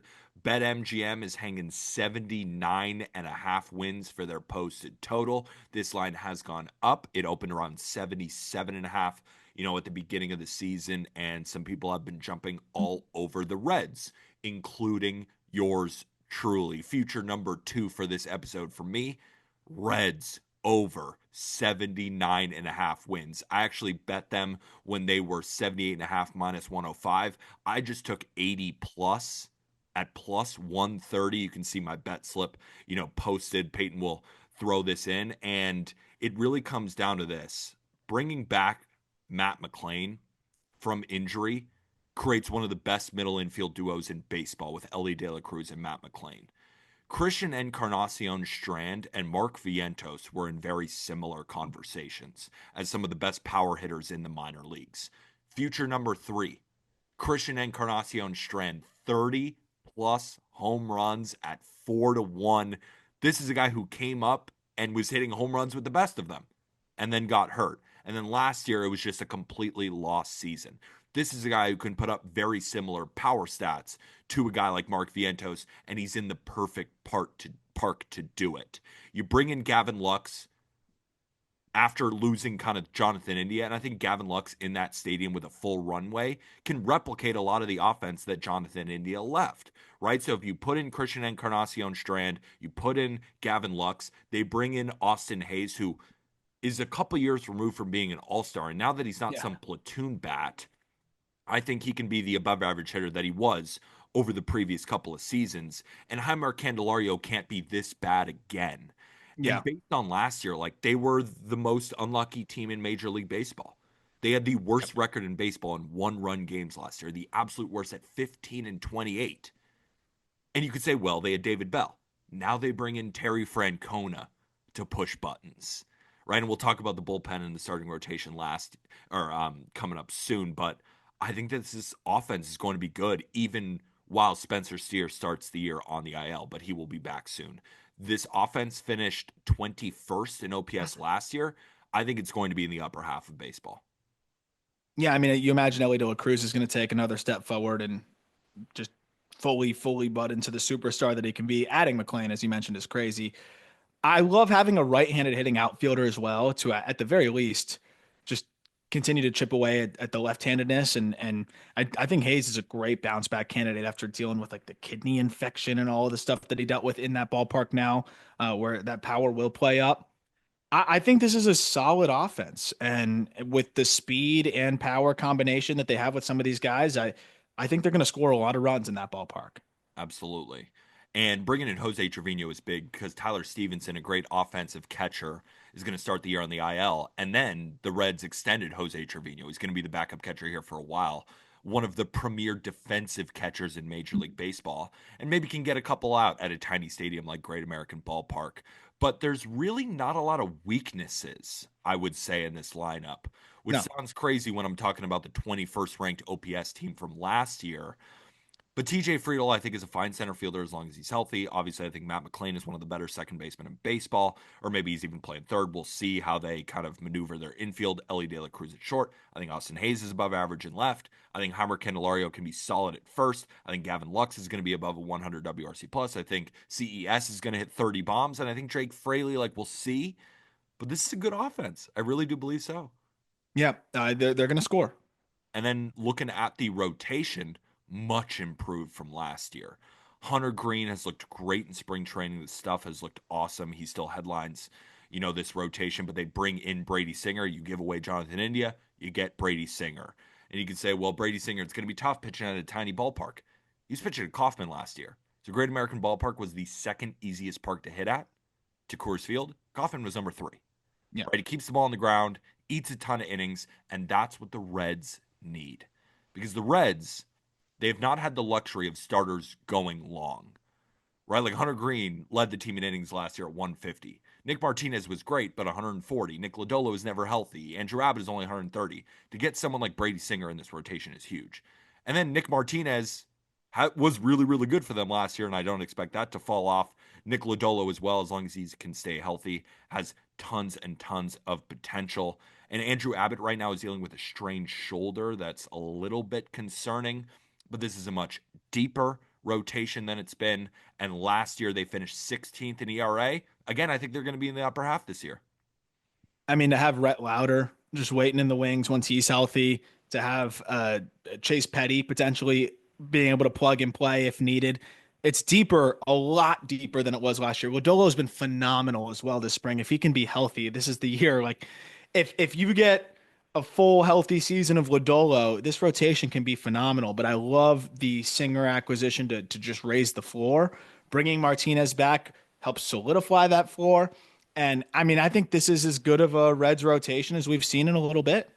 And I'm not a huge fan of the bullpen, but I No, like Terry Francona with his fingers all over it, maybe putting guys in better spots. It kind of stinks to lose Fernando Cruz just based on the stuff profile, but Fernando Cruz probably was never going to succeed in Cincinnati. He had an ERA near 6 at Great American Ballpark, an ERA under 4 on the road. So he probably just needed to get out of Cincinnati. But a guy I expect to really make a difference in this bullpen is a former starter in Graham Ashcraft. I yeah, love Ashcraft's pitch mix in a bullpen in short spurts. Like we've seen Ashcraft when he came up his rookie year, throwing a 98-mile-an-hour cutter, right? And he's got a good slider too. But you look at his, first time through the order throughout his career, mid threes. Second time through the order, in the fives of the ERA. Third time through the order, 6.5. Get him in short spurts. Can he be a Walmart Emmanuel Clase? Similar pitch mix? well, Maybe.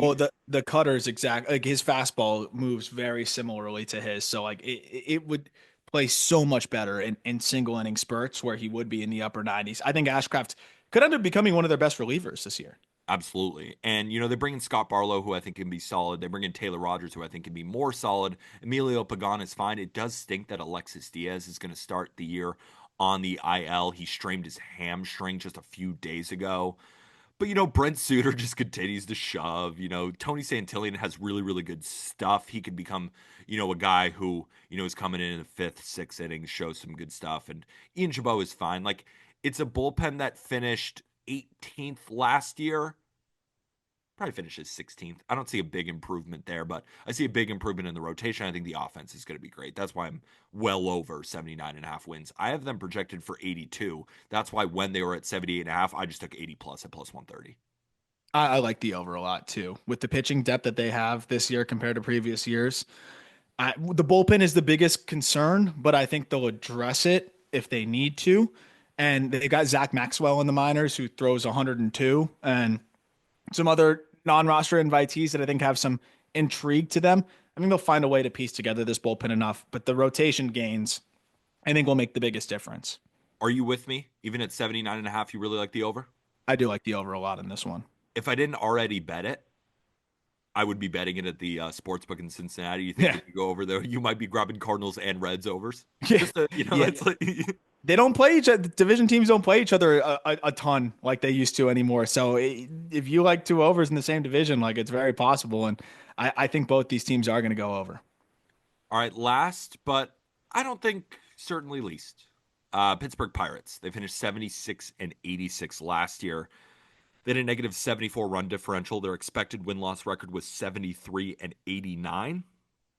And BetMGM has them projected at a 76.5 win total. So it's exactly the same as the St. Louis Cardinals.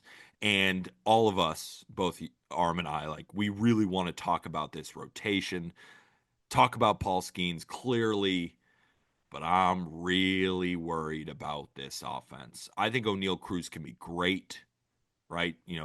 Tons of power, plenty of speed. We'll see how he adjusts to a full season at center field, but I'm very confident in him having a good year.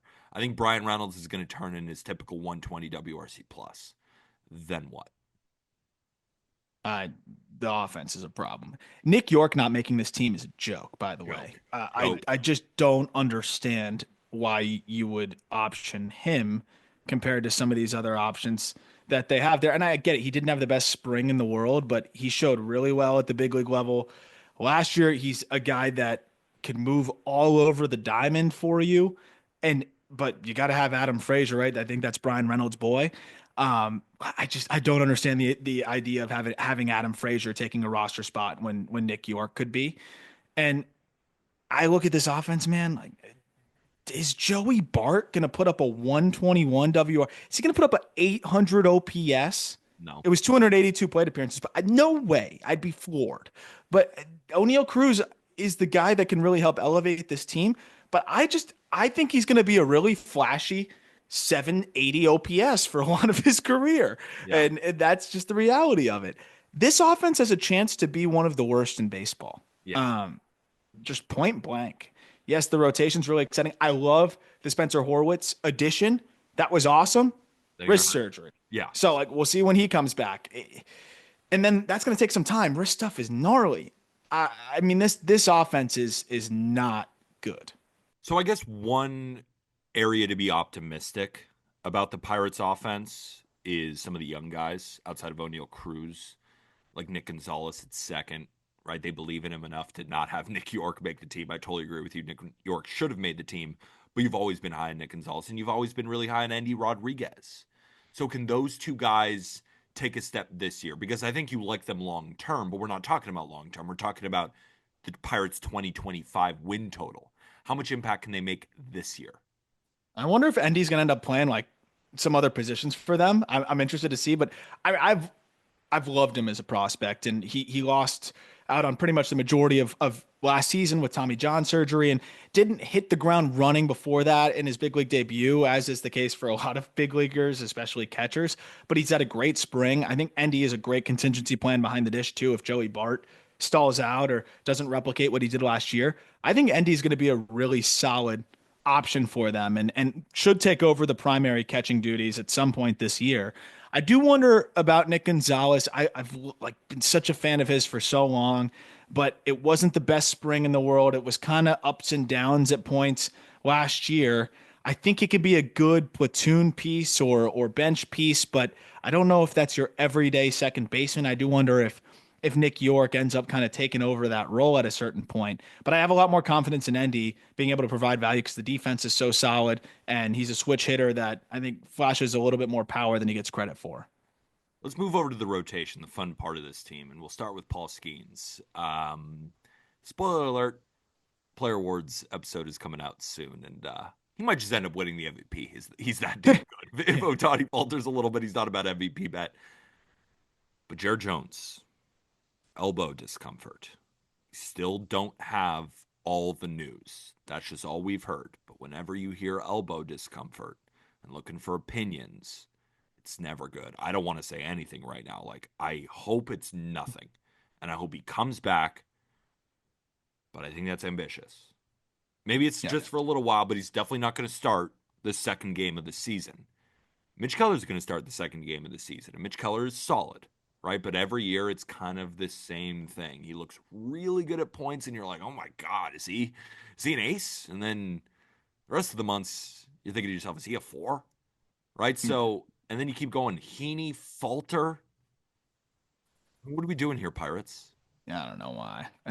They could have invested the Heaney and Frazier money into maybe a more impactful bat. And I don't love the idea of Heaney and Falter getting consistent. I guess Falter's fine, but Fine.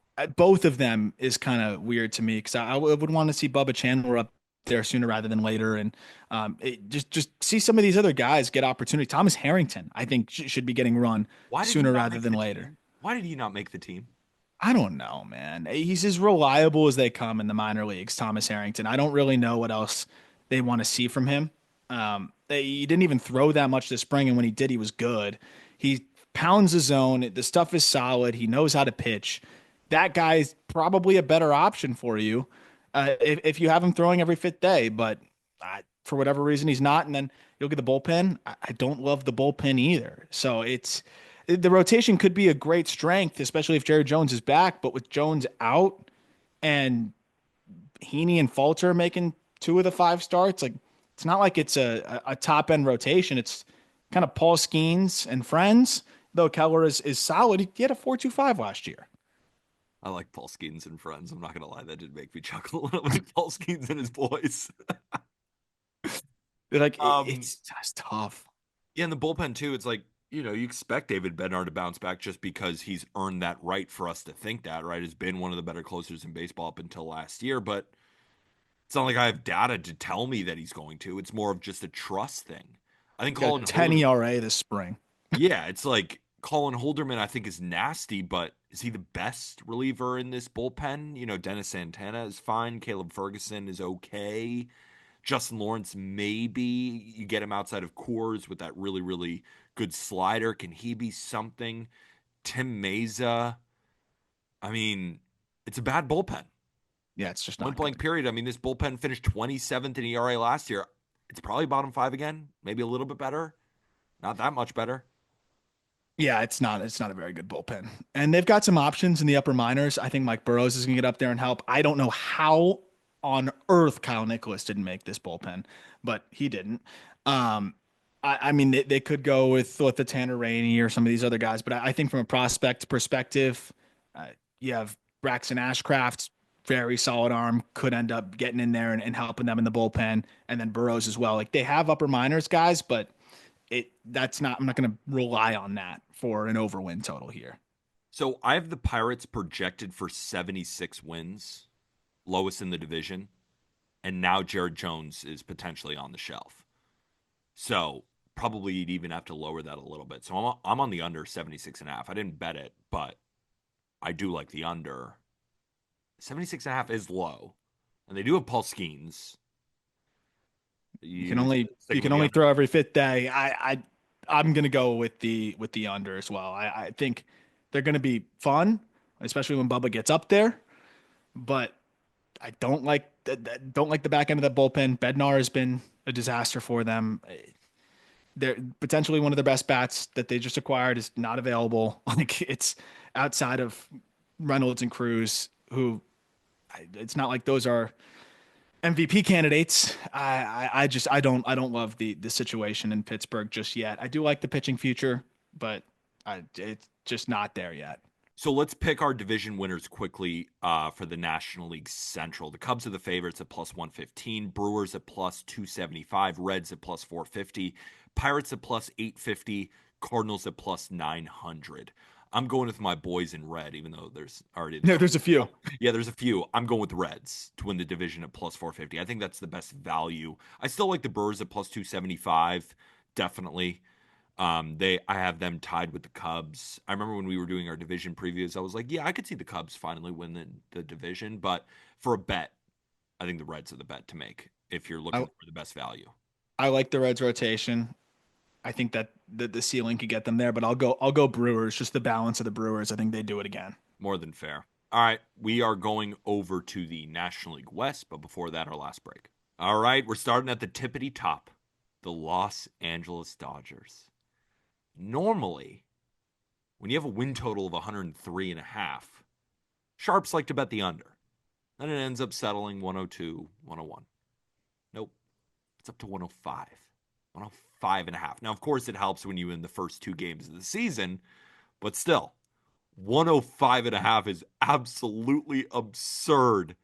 I've been doing win total projections now for 5 years. I've never had a 100 or higher. It's just I'm my projections are a little bit more conservative. I have them at 103, so it still constituted under. But I mean, this team is freaking unbelievable.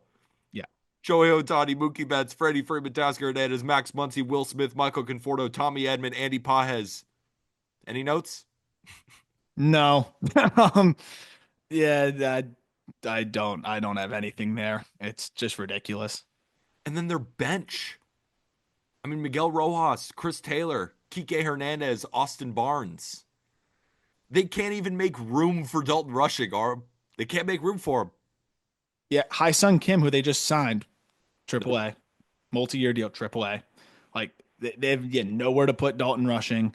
It's absurd what they've got going on here. So yeah, that lineup and that bench is in a great spot. And if Chris Taylor stinks, they're going to then just plug in somebody else that can hold it down there. Alex Freeland, they've got no room for him. Top 50 prospect as well, who was fantastic in AAA. It's amazing. The only thing you can point to is with his offense that may be a negative is just Mookie Betts' health situation. Yeah, and he just hope he's okay. For everybody listening, he weighs around 175 pounds, 180 pounds, depending on where you look. I'm sure he'd say probably around 175 would be his playing weight. He's down to 157 because of an illness that he's got. He hasn't able to hold food down, and we're talking still on Monday, March 24th. For this Tuesday episode, but that's still the case. And he's getting frustrated, and that's what he said, because they don't know what to diagnose him with.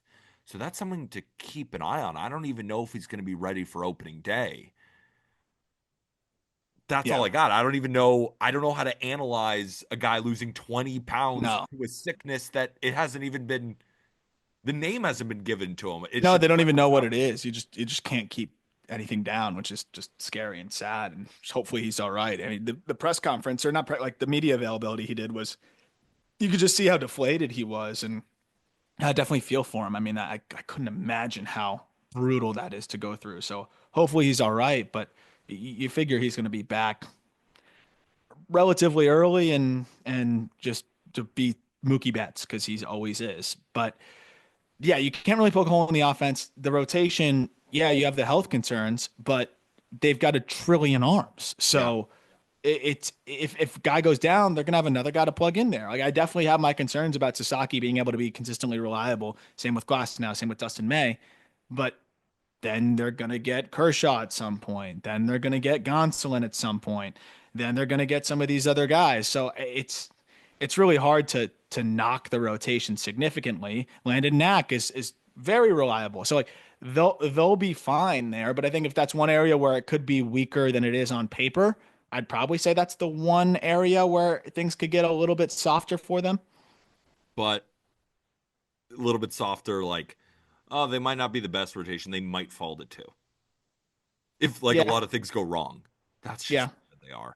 I mean, of course, number 2, you could say Phillies or Mariners. I get it. So they'd still be in that bucket. But Snell, Yamamoto, Roki, Glass, now May, with 8 arms on the way and tons of prospects in the minor leagues that if they need an arm come deadline season, they could trade for anybody. They could probably give the best offer for Sandy Alcantara.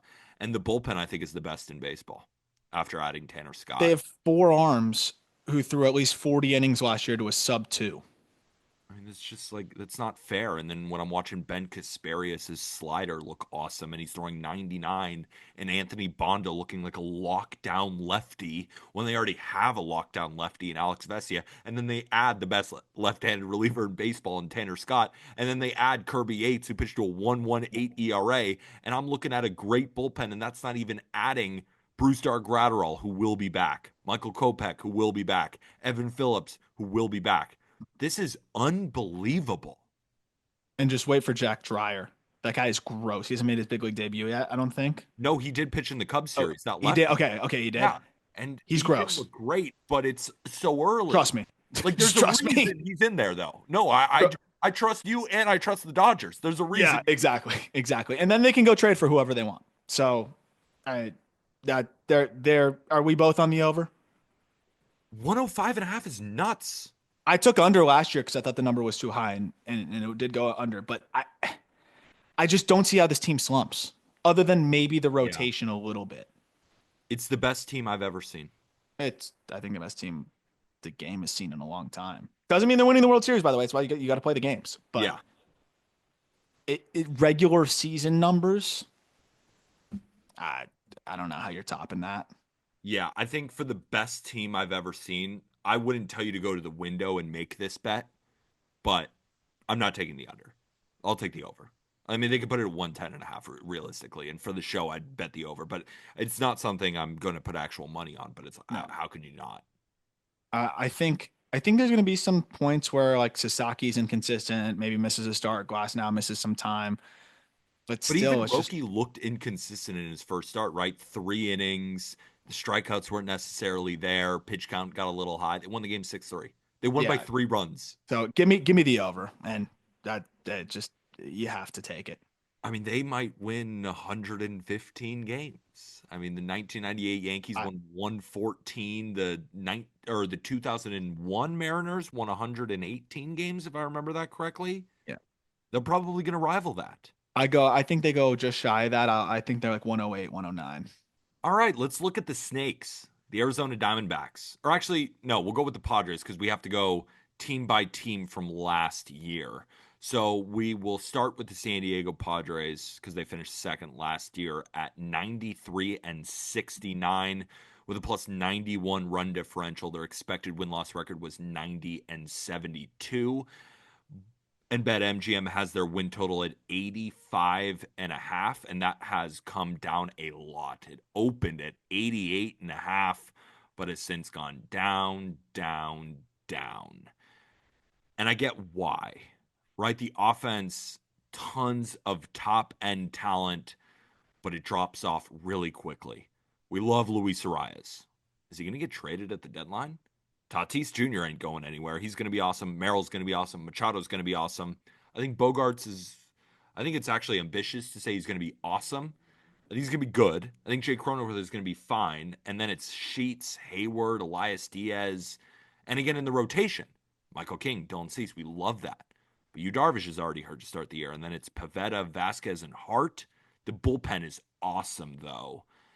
And I could kind of talk myself into a couple of different directions here with the Padres, but I am lower than the market. But where are you at? Because we haven't really talked about the Padres together much. We talk about so many teams, but for whatever reason, the Padres in our conversations haven't come up much. So what's your read? Yeah, I think with how tied AJ Prewer's hands were this offseason financially, I do think he did some good things. And Yeah. to be able to get Jose Iglesias on a minor league deal, it's pretty insane. I think that's going to be a guy that really does help fill in, and whether it be just off the bench or whatever it may be, I do think it's huge to just add him to the fold because of how weak he can get at the bottom of that lineup. You hope that you get something from Jason Hayward and Gavin Sheets, but if you don't, I do like Tirso Ornelas in AAA, who I thought had a good case to make the team. Connor Joe was a nice addition to just see if he can maybe even just hit the short side of the platoon there. But I do think Ornelas is one of the more underrated prospects who hits the living crap out of the ball and could be an option for them as well. You still have Tatis, you still have Merrill, you still have Machado, and I still believe Bogarts can bounce back and have a better year next year. This is still a really good team with a lot of star power. And I think that given like it was so top heavy with some gaping holes at the bottom, I think they did some good things to just at least plug some of those leaks. Elias Diaz helps plug that leak. I think this is a better team than maybe they're getting credit for because of the fact that they didn't really add significantly because they couldn't. I'm just having a really tough time evaluating this offense because I get what you're saying about filling holes, but I know that, Preller was handcuffed when it comes to spending money. So he did the best that he can. I'm not getting on him for it. But Gavin Sheets, Jason Hayward, Elias Diaz, like those are 3 hitters in your lineup. And I know you like Tirso Ornelas too, but at the end of the day, he's still a rookie. And it's not like Jake Cronenworth has been that good, and Xander Bogaerts is on a bad trend. So it's like, all right, Tatis, Merrill, Machado, and then Luis Arias maybe for half a season. That's so good. But then you just keep going down. It's like There's a lot of auto outs here. I mean, I don't think they trade Arias at this point. You don't I think don't so? know. I don't think so. And Cronenworth was still a 105 WRC plus. Yeah. Sheets has hit the living shit out of the ball this spring for whatever that's worth. I know But he has, and I kind of want to pull up his stats because they're awesome. I think it's a OPS north of 1,000. And then you've got Iglesias again on the bench. I do think helps this equation. It's not great, but I don't think it's bad. And then again, Connor Joe, who can plug in on the short side, it's going to hit lefties forever. I think it's okay. Like I think the back end is good enough with the top end talent that they have in that lineup. Losing Profar is really tough. It is tough. Yeah. Let's move over to the rotation. King and Cease are awesome. Awesome, awesome, awesome. Do they both survive the entire year with the Padres? That's a question. And then I think Pavetta, Randy Vasquez, and Kyle Hart. Who steps up here in Yu Darvish's absence? I think Kyle Hart's just going to get outs and just eat innings and be a fine five. I don't know about Randy Vasquez. I don't have much of a take on him, but I do think that he can. Kyle Hart can eat innings as that four starter in the meantime. If Vasquez is a fine five, I don't think that's a huge liability. They have Stephen Kolek who could potentially grab that five spot, and he's looked pretty decent this spring. I think they'll find a way to make it work there in the back end of that rotation. And then once you get Darvish back, I mean it's a pretty and still a pretty darn solid rotation. And I feel like if you're going to start the season with King and Cease, you might as well just roll through with it unless you're not playing well. Yeah. The another issue that I have with the Padres is they don't really have any arms coming up to help, right? I mean, I think that's why they went and got Kyle Hart. Getting Pavetta was huge, and Huge. that Yeah. really does help this ball club. In terms of like starting pitching help, not a ton that I feel really excited about or that I would really pencil in there, but you never know. They always seem to find arms here or there. I think you're kind of relying on your vets here though to do the job. So I'm a little bit lower on this offense. I'm a little bit lower on this rotation, but I think the bullpen is sick. I It's think the amazing. bullpen is fantastic. They finished 11th in ERA. I think they'll be well within the top 10. Robert Suarez, still think, is a dominant closer, but if he's not, Jason Adam could be a dominant closer. And if he's not, Jeremiah Estrada could be a dominant closer. And Adrian Morejon was fantastic. Young lefty reliever. I think Yuki Matsui, with a full season under his belt, looks better.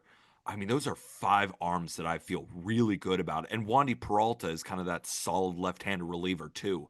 They go six deep, and I'm sure there's a couple other guys who you don't think will be starters per se, but can help them in the bullpen. Some young, exciting arms. Well, and I love Hoeing as like a potential piggyback, multi-inning guy. He was so Oh, I good out of the know, right? To bullpen start the year.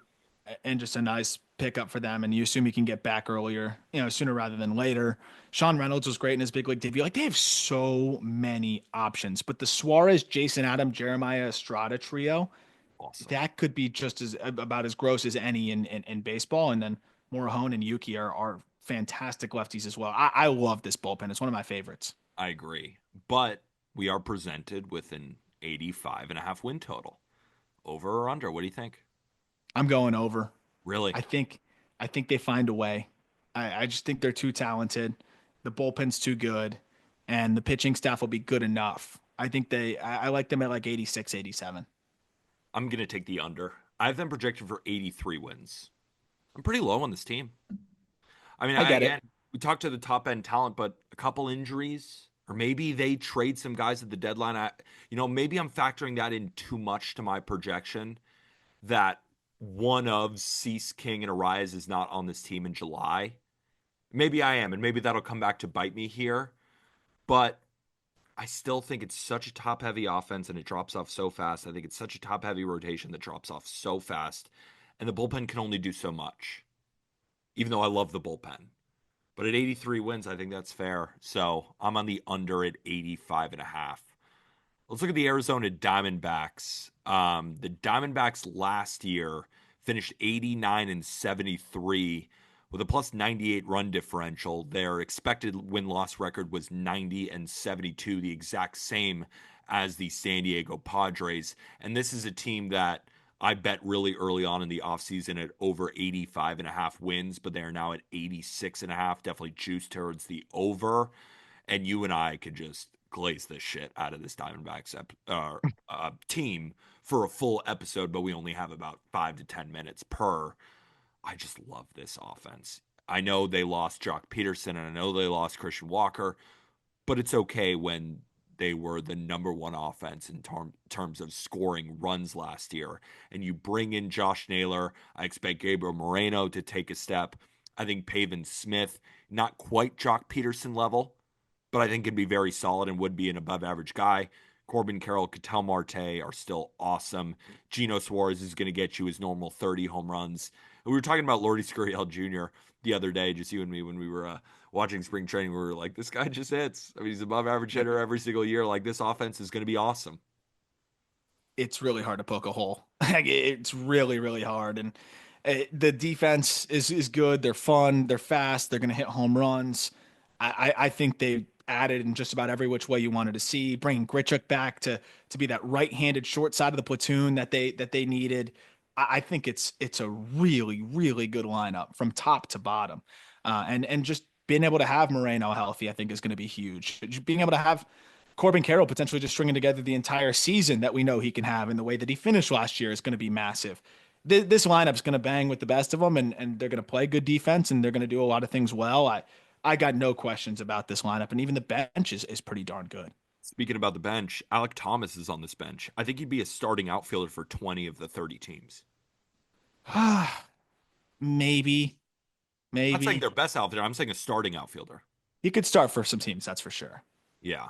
Grichuk could too. Yeah, absolutely. And Garrett Hampson, I think, won the backup shortstop role. Shout out Garrett Hampson. Is that the official role that he has, is the backup shortstop? I think so. And I then mean, Jordan Lawler's just hanging out in AAA because they obviously wanted to play. yeah, I think that's going to be kind of the answer. And when Jordan Lawler comes up, hopefully he impacts his team as well. Let's move over to the rotation, which is just so deep. I mean, it's so deep. Ryan Nelson was arguably the Diamondbacks' best pitcher in the second half. He didn't even make it. Yeah. Zach Allen, Merrill Kelly, Brandon Pfaadt, Eduardo Rodriguez, Corbin Burns. And the other reason I'm saying Corbin Burns is last is because that's how the Diamondbacks are going to set up their rotation come opening day. Zach Allen gets the nod, then it's Kelly, then it's Pfaadt, then it's Erod, and then it's Corbin Burns. I'm not exactly sure why they're doing it. I don't know if you have more clarity on that situation, but regardless, it's awesome. And then, of course, you still have Ryan Nelson and Jordan Montgomery who could still pitch for this team. And there's a part of me that thinks like Jordan Montgomery won't be that bad this year. No, I don't think he will be at all. I think he could be. He's been good his entire career, at least fine. This terrible season's an outlier. I think he can come back and at least be a mid fours guy. And if he's eating innings for you as a mid fours guy, it's just another solid option. They still have Dre Jameson in AAA. They still have some other options there Gilbert Diaz was up there and had shown some good things in the rotation. They are so deep pitching wise. It's crazy. I think you got to be thrilled about where this rotation is at. If Erod can bounce back and if Montgomery can bounce back, they're in a phenomenal spot. It's so funny. The past couple of years, obviously, we've been doing these features, and I realized I took the Diamondbacks, and you did too. We took them over 78.5 when they went to the World Series. Obviously cleared that. We took them over 82.5 last year, or 83.5, excuse me, and they almost felt disappointing in 189 games. Yep. Just of what they could be. Now they're at 86. They can't make this line high enough. Like, I think this is I'm looking at my projections. Like, I have the Dodgers at 103 at the top. I have the Braves at 96. I have the Phillies at 90. I have the Mets at 89. I have the Red Sox at 89, and I have the Diamondbacks at 89. This is one of the best teams in baseball. Yeah. Because look at the bullpen. Who do you not trust? I'm going to list off the names. Tell me yes or no if you trust. AJ Puck. Now I do. 36% strikeout minus walk ratio last year with the D-backs. Yeah, he was insane. 36% strikeout rate is insane. Yeah. 36% strikeout minus walk is otherworldly. Justin Martinez just got extended for good reason. 5 years, $18 million. Dog. Trust him? Yep. Kevin Ginkel. You talked about his balls, man. I agree. Ryan Thompson. He's been good. If that's your 6th, 7th inning guy, absolutely. Joe Mantiply. Very solid in that role. And Shelby Miller. I don't trust him, but that's a fun option. We'll see, right? Could be good. And then rounding out the rest of the bullpen, it's Ryan Nelson and Jordan Montgomery. And they've got Kendall Graveman potentially Yep. there as well. Like they've got so many options. And we didn't even mention Adrian Del Castillo, who's probably going to be a AAA. That's another bat that could get up there and help if they ever need it. They are as deep as any team across the board in Major League Baseball. So for anybody listening who didn't hear our prior Diamondbacks, pitch onto the over, still well, you're good at 86 and a half. I think this team again wins 89 games, so potentially they're in the 90, win column. I don't even mind taking them 90 plus at a good number. So I'm writing us both down for the over 86 and a half. That good? Absolutely. All right, let's move over to the San Francisco Giants and alert, alert, this is another future for me. So the San Francisco Giants last year went 80 and 82. They had a -6 run differential, which put their expected win-loss record exactly what it was, 80 and 82. But the market is getting kind of tired of the Giants at a win total of 79 and a half. And I am definitely going over. I think this Giants team is better than they were last year, and they won 80 games. I have them projected for 82 wins. I'm not saying that this team is going to win the division or anything, but with Buster Posey coming in, bringing in Willie Adames, bringing in Justin Verlander, I think that this team is really, really solid. You know how much I love Patrick Bailey behind the plate.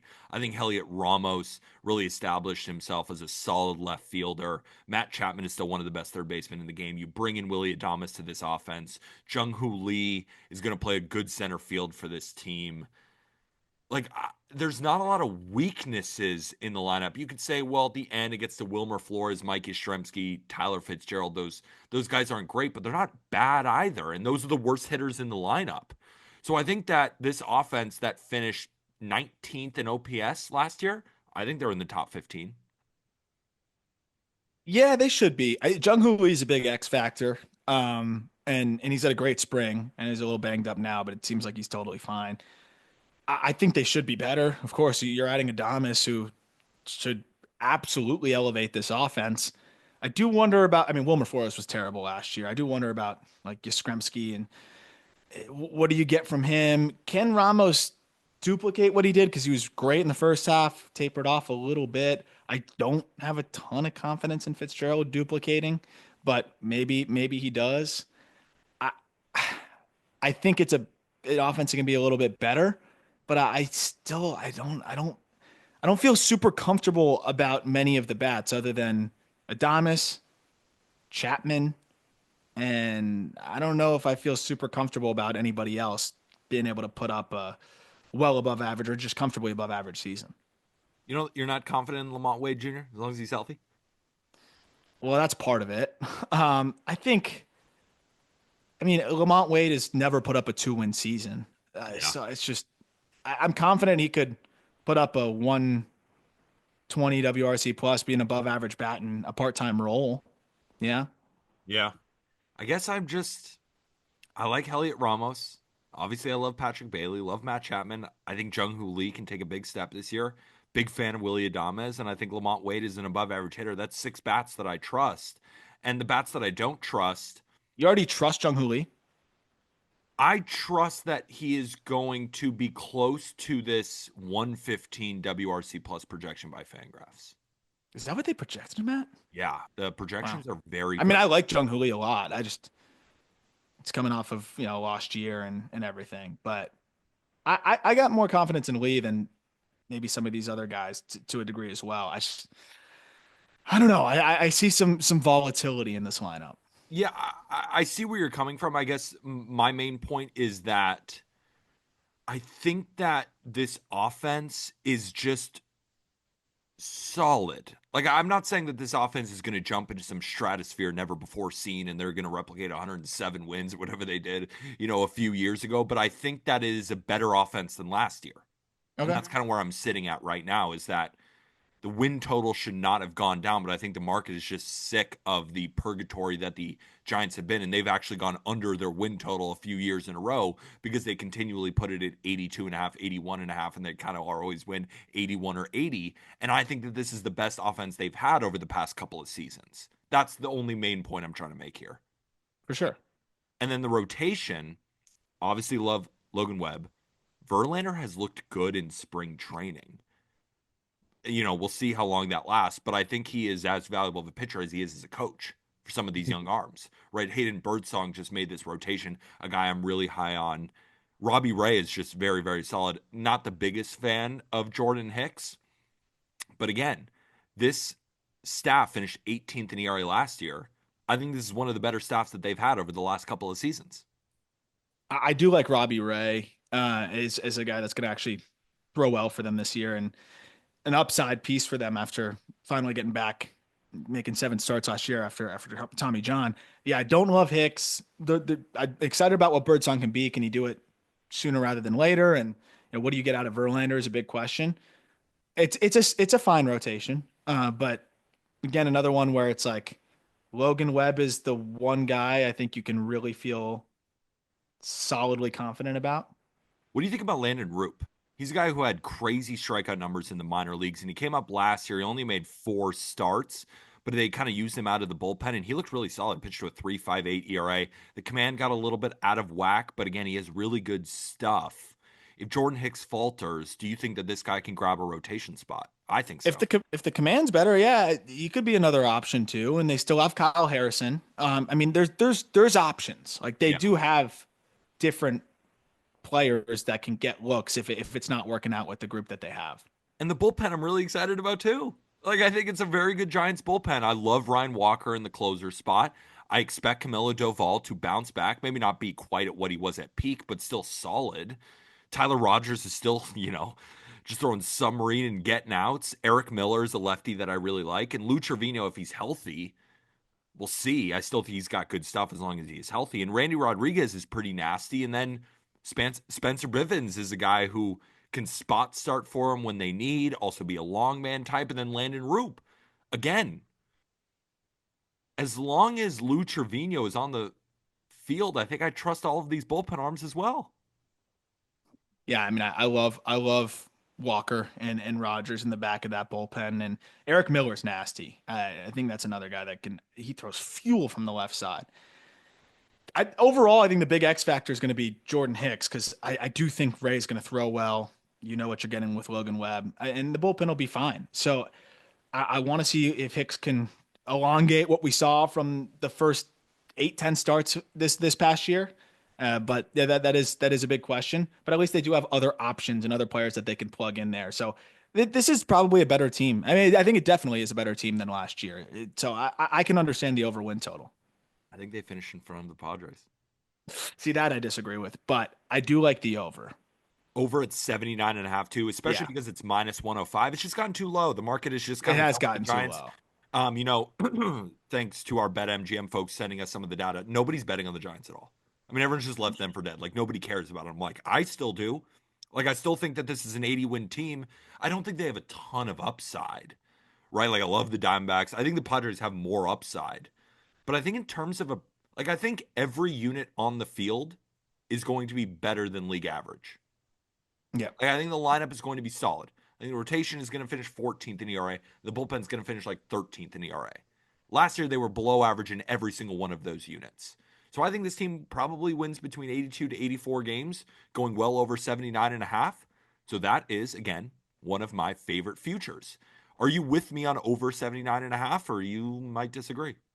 I'll take the over. I have my questions about this team, but they're definitely going to be better than last year, especially after losing Jung Hoo Lee the whole year. I think he's going to be a good piece for them. All right, let's go to the last team in this division, the Colorado Rockies. Rocktober. They just made an awesome deal trading away Nolan Jones, and by awesome, I mean horrible. 61 and 101 last year.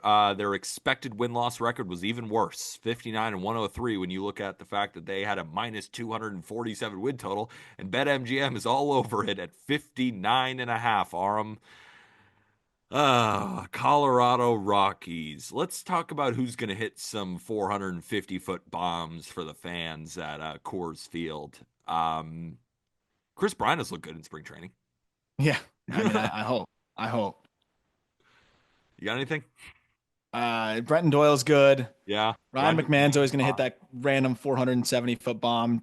Tovar's good, but and I think Tolia is actually going to have a nice year this year. Me too. But Trading Nolan Jones is outrageous. I don't get it. It made them worse. It lowered their ceiling for sure.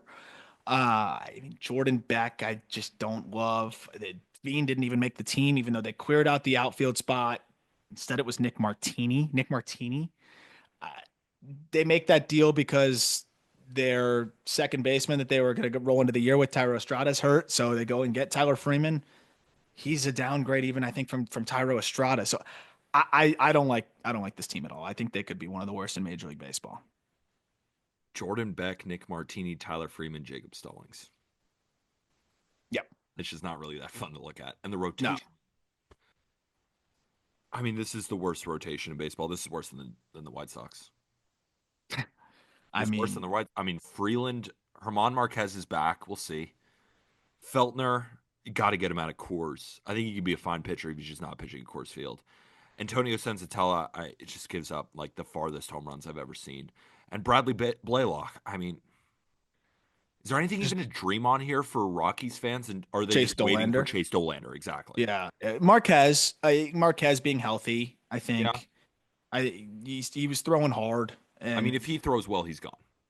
yeah, Yeah. maybe who knows with this Yeah, team. true. They might extend him.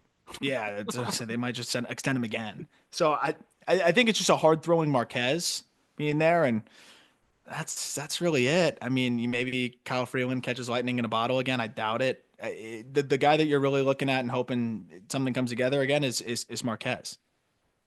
And Gomber, he shoulder soreness. Yeah. Hope he's okay. And we move to the bullpen, dude. Do you know Fangraphs projections? They have three guys projected as the highest F4 guys. I don't know if you're on the roster resource right now, but what do you think that high WAR projection is for their top relievers? I don't know what the WAR projections normally are for relievers, but I mean, I do like Seth Halverson, They do too. and I They have do like Luis Peralta. So those guys, could they get like a half a WAR? they have Luis Peralta projected for negative 0.3 F4. See, that's mean. I think Peralta's pretty nasty. Halverson is 0.2, Victor Vodnik is 0.2, and Scott Alexander is 0.2, and they lead the Rockies' WAR projections from their relievers. Halverson will be their closer. Tyler Kinley's not going to be closing games for them after X amount of time. But I do think the bullpen's actually not the worst for their standards. Like Halverson throws fuel, and I think he's actually going to be a closer and like a decent one. I do like Peralta. Vodnik throws 100. That can help you survive at altitude a little bit more. The bullpen's not good. It's not the worst Rockies bullpen we've seen. So I have them projected for 58 wins, which means I should be on the over. Or excuse me, I should be on the under. But there's a part of me that knows that this team just wins like 40% of its games at home. And as long as they're not the worst team of all More. time on the road, they're probably going to win 60 games again. So They're going to bring up Amador at some point. They're going to bring yeah, up Dolander, Veen as well, probably. Veen as well. They'll get younger and maybe a little bit more fun. I And just don't I know what think that Chris looks Bryant like. could turn into a fine season, maybe. I really hope that would be awesome. Yeah. But he looks better than he's looked since he signed there. But this might be your under because you have all four overs on the National Yeah. League West so far. So this is someone's No, got I'm definitely going under on this ball club. I got no problem doing that. All right, I'm putting you down for the under. Um, should I go over? I don't know. Yeah. My numbers say under, but it's just like Stick to the numbers, baby. I'll stick to my numbers. Give me the under. Rockies under. Oh, you're going under. Yeah, because my numbers say Oh. 58, but my mind says 60. Well, if you adjust for altitude, maybe you go over. I already did when I put 58 in. All right, then it's under. I mean, this It's under. roster is a 55 win team. It's not, maybe worse. So I'll go under, but I'm not happy about it. So let's round it out with our division predictions for the National League West. The Dodgers are minus 600 to win the division. We both think they're going to win the division, but Yeah. maybe it's a pretty safe parlay piece, to be honest with you. You know, the Giants 30-1. I mean, 30-1 No. is crazy. 30-1 Like, is you give me crazy. 300 to 1. No. Diamondbacks plus 650 is probably both of our answers. Yeah. but but that's do the not best bet that. value. But it really Yeah. it's going to be Dodgers minus 600. Yeah, absolutely. So that'll do it for our National League win total over under episode on Wednesday, probably late afternoon. Again, apologies, we are traveling. So that's when the player awards episode is going to come out. But in the meantime, if you've enjoyed both the American League and the National League, the best way to support without spending a dime, hit the like button on YouTube, subscribe, comment. What are your thoughts on all of our win total predictions? Rate, review, Spotify, Apple Podcasts, 5 stars, the best way to support. And if you want to talk even deeper about any of these win totals, anything like that, we are breaking all of them down in the Discord. I really want to try and do a live Q&A in the Discord before opening day. That'll be a thing that we're doing routinely in the Discord. Again, it's just $5 to join before opening day, and opening day is right on the horizon, March 27th, and then it goes to $10 a month. Still very affordable, but if you want to get it now, $5 a month. And again, remember, if you sign up Tuesday, March 25th, you get until April 25th. You're not just until opening day. So that link is in the episode description. Arm, before we go, you got anything left? That's all I got. That's all I got. This is I think the new record longest episode, but we got all the over unders out, and let us know what you take. For Arm Layden, I'm Peter Apple. Again, we will be back on Wednesday. And with that, thank you, everybody.